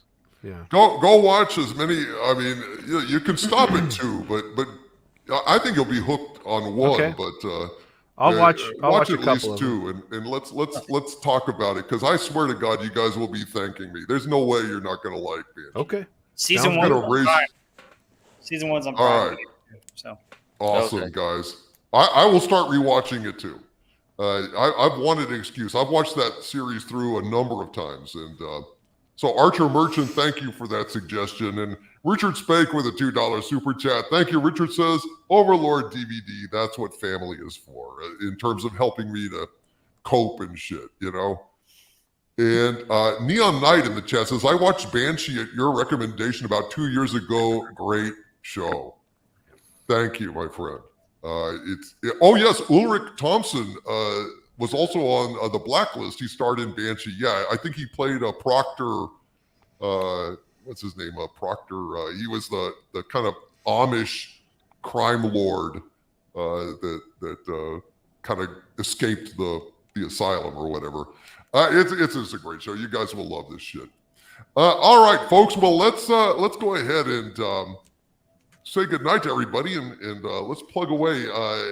Dr. Gary Ambrosio, what would you like to plug? Anything? Doctor, Dr. Andy, Dr. Robert, Dr. Doug, Dr. Nick, Dr. Rosenpenis. Doctor. Rosen Greenbaumberg. Come on back next Wednesday, folks, because we're gonna be here to make you smile. We will. We promise. We will, man. We will. And hail to the chat. Yes. Hail to the chat. Hail to the chat. Hail to the wrenches. We love you guys. Stay angry. We'll see you next Wednesday. Thank you, Gary. Appreciate that. Dr. Robert Wright, please. Yes. I've got a YouTube channel, Rob Wright's Gen X Pop Culture, and I will be dropping either tomorrow evening or Friday Hoosiers. My review of Hoosiers, great basketball movie from back in the day for the NCAA tournament, which started this week. And then with Baseball Stevenson kicking off next week, I'm going to do a top 10 baseball movies. And then eventually the week after that, I'm looking at top 40 songs of 1982. So fun stuff on my channel, just the memories that we have of great pop culture stuff. And then on Friday night, don't forget to join us right here on this channel for Friday Night Frolics, 7:30 Central. Doomcock sings some amazing songs. Harvey tells some incredibly bad jokes, and we have a lot of fun in the chat. So join us then. Thank you very much, Dr. Robert Wright and Dr. Douglas Nelson. Please go ahead and plug away. Well, the podcast is the Mr. Nelson Show from RadioMisfits.com or wherever you get your podcast. You can get even more Nelson goodies over at the NelsonRatings.locals.com. And of course, my channel is also called The Nelson Ratings, where I review movies and TV shows and all that good stuff. And we'll have to soon be starting reviewing Banshee. I just found out there's boobs in it. Well, I know, right? Why didn't you say that in the first place? My goodness.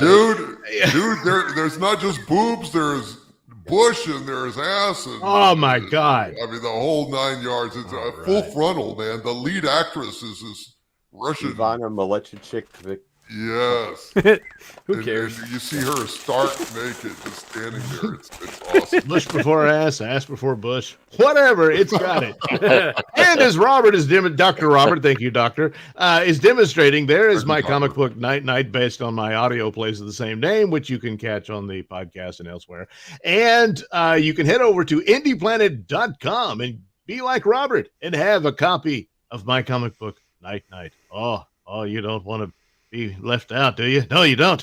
And issue 3 is on the way. I'm waiting on word from the printer and all that. So soon that'll be available as well at indieplanet.com. Look up Night. Thank you very much, Dr. Doug Nelson and Dr. Nick, who is too modest to put it up like I am. Go ahead, Doctor. Hi, everybody. Yeah, you guys can find me over at Echo Base Network, one half of it. Coach was on here earlier, of course. And then every Thursday night, our Thursday night live stream, which is tomorrow, 7 o'clock Central Time. And then Friday afternoon from 2 to 3 o'clock Central Time, being Mexican Iron Man, John F. Trent, and Stone Loki. Sounds good. Nick, thanks for being here, brother. We really needed always this a pleasure therapy tonight, man. Yeah, really definitely. Same. And say hi to Coach. He just vanished, I guess, while I was doing Super Chat. Yeah, he had a quick minute to pop in, and then he had to bounce out. He had his family waiting on him. So, well, tell him I said hi. It was good to talk to him. Yeah, absolutely. And Dr. Andy Masterson, please go ahead and plug away, Doctor. I'm not a doctor, but I play one on YouTube. And one of the hardest things that we have in the profession of doctorhood is that we have to deliver the news that somebody didn't make it. I would like to have us all bow our heads in memoriam to Mexican Iron Man's modem or his router, whatever it was that died. It was unexpected, but these things happened, and like it just died suddenly for some strange reason. But hopefully he'll be back joining us next week, where we can harass him in person because we do that so well. Thank you, everyone, for joining us. Make sure you tune in next week for another illustrious show of Doomcock's Pop Culture Breakdown. And Doomcock, I would like to draw your attention to a couple things in Hot Toys has a bunch of new releases in 6-scale figures. Shin Hati, Balin Skull, 3 Ahsokas, Bo-Katan, Shannon, Fennec Shan, Casca Reeves, Sabine Wren, and Hera. And they're all hovering around $300. So we can kind of keep an eye on this because these were your hardcore fans would buy. And if these don't sell, that should give you a really good indication about the merchandising in Star Wars. Yeah, no, that's a good point. Although perverts such as myself that like green Dr. chicks Pervert. with big butts, are the dolls like the anatomically correct Fison dolls, or are they not? Not the Hot Toys ones, but you could do a body swap. Well, fuck that. Nah. The body would be, skin toned and, Oh, well, definitely. You have to go that route when you're doing the Slave Leia customs, which really pisses me off that that's the one figure they've not put out. They have not put out that figure from Hot Toys on that, and they should. Well, you got to keep fighting that male gaze. The Sabine Wren figure is so accurate. Andy used it to make his Dylan Mulvaney. That's how accurate those figures are. Oh my God! Yeah, I don't think Disney's going to let them do the Slave Leia anything ever. No, because it would sell. Yeah, because it would sell. Because heavens to Betsy, white males would enjoy it. Oh, we can't have that. Yeah, I think we can't have that. Discriminating against women and sexualizing women. Or there was some report that came out talking about how they weren't going to ever do a Slave Leia figure ever again. Can they even call her that anymore? I mean, they can't call Boba Fett's spaceship a slave. Yeah, I guess she's fire spray Leia. Yeah, exactly. Harvey Weinstein auditioning Leia. Weinstein audition. So are you telling me that in saying Slave Leia, when I'm referring to Slave Leia, that somehow I'm violating mores by saying Slave Leia to refer to Slave Leia? Is that what you're saying? Yes. Probably. Slavish, yeah. Well, I gotta say, I don't know. There's something about the maddeningly even and well modulated tone of Hera's voice on Ahsoka that it just makes me want to make her change expressions a little bit. I'd like a crack at maybe making her voice not so even and modulated and restrained. I don't know. It's just, there's something hot about her. I don't know what it is. I can't stand.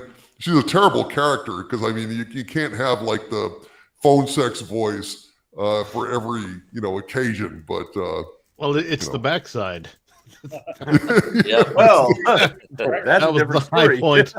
Yeah, they showed that off a lot too. Yeah, that was the high point of the show.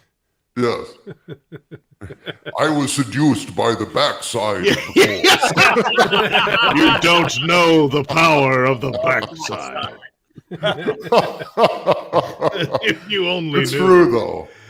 Yeah. I would buy Hera real doll. Hera, if it was available. lifelike Hera doll. Yeah, exactly. Get into the analytics of it.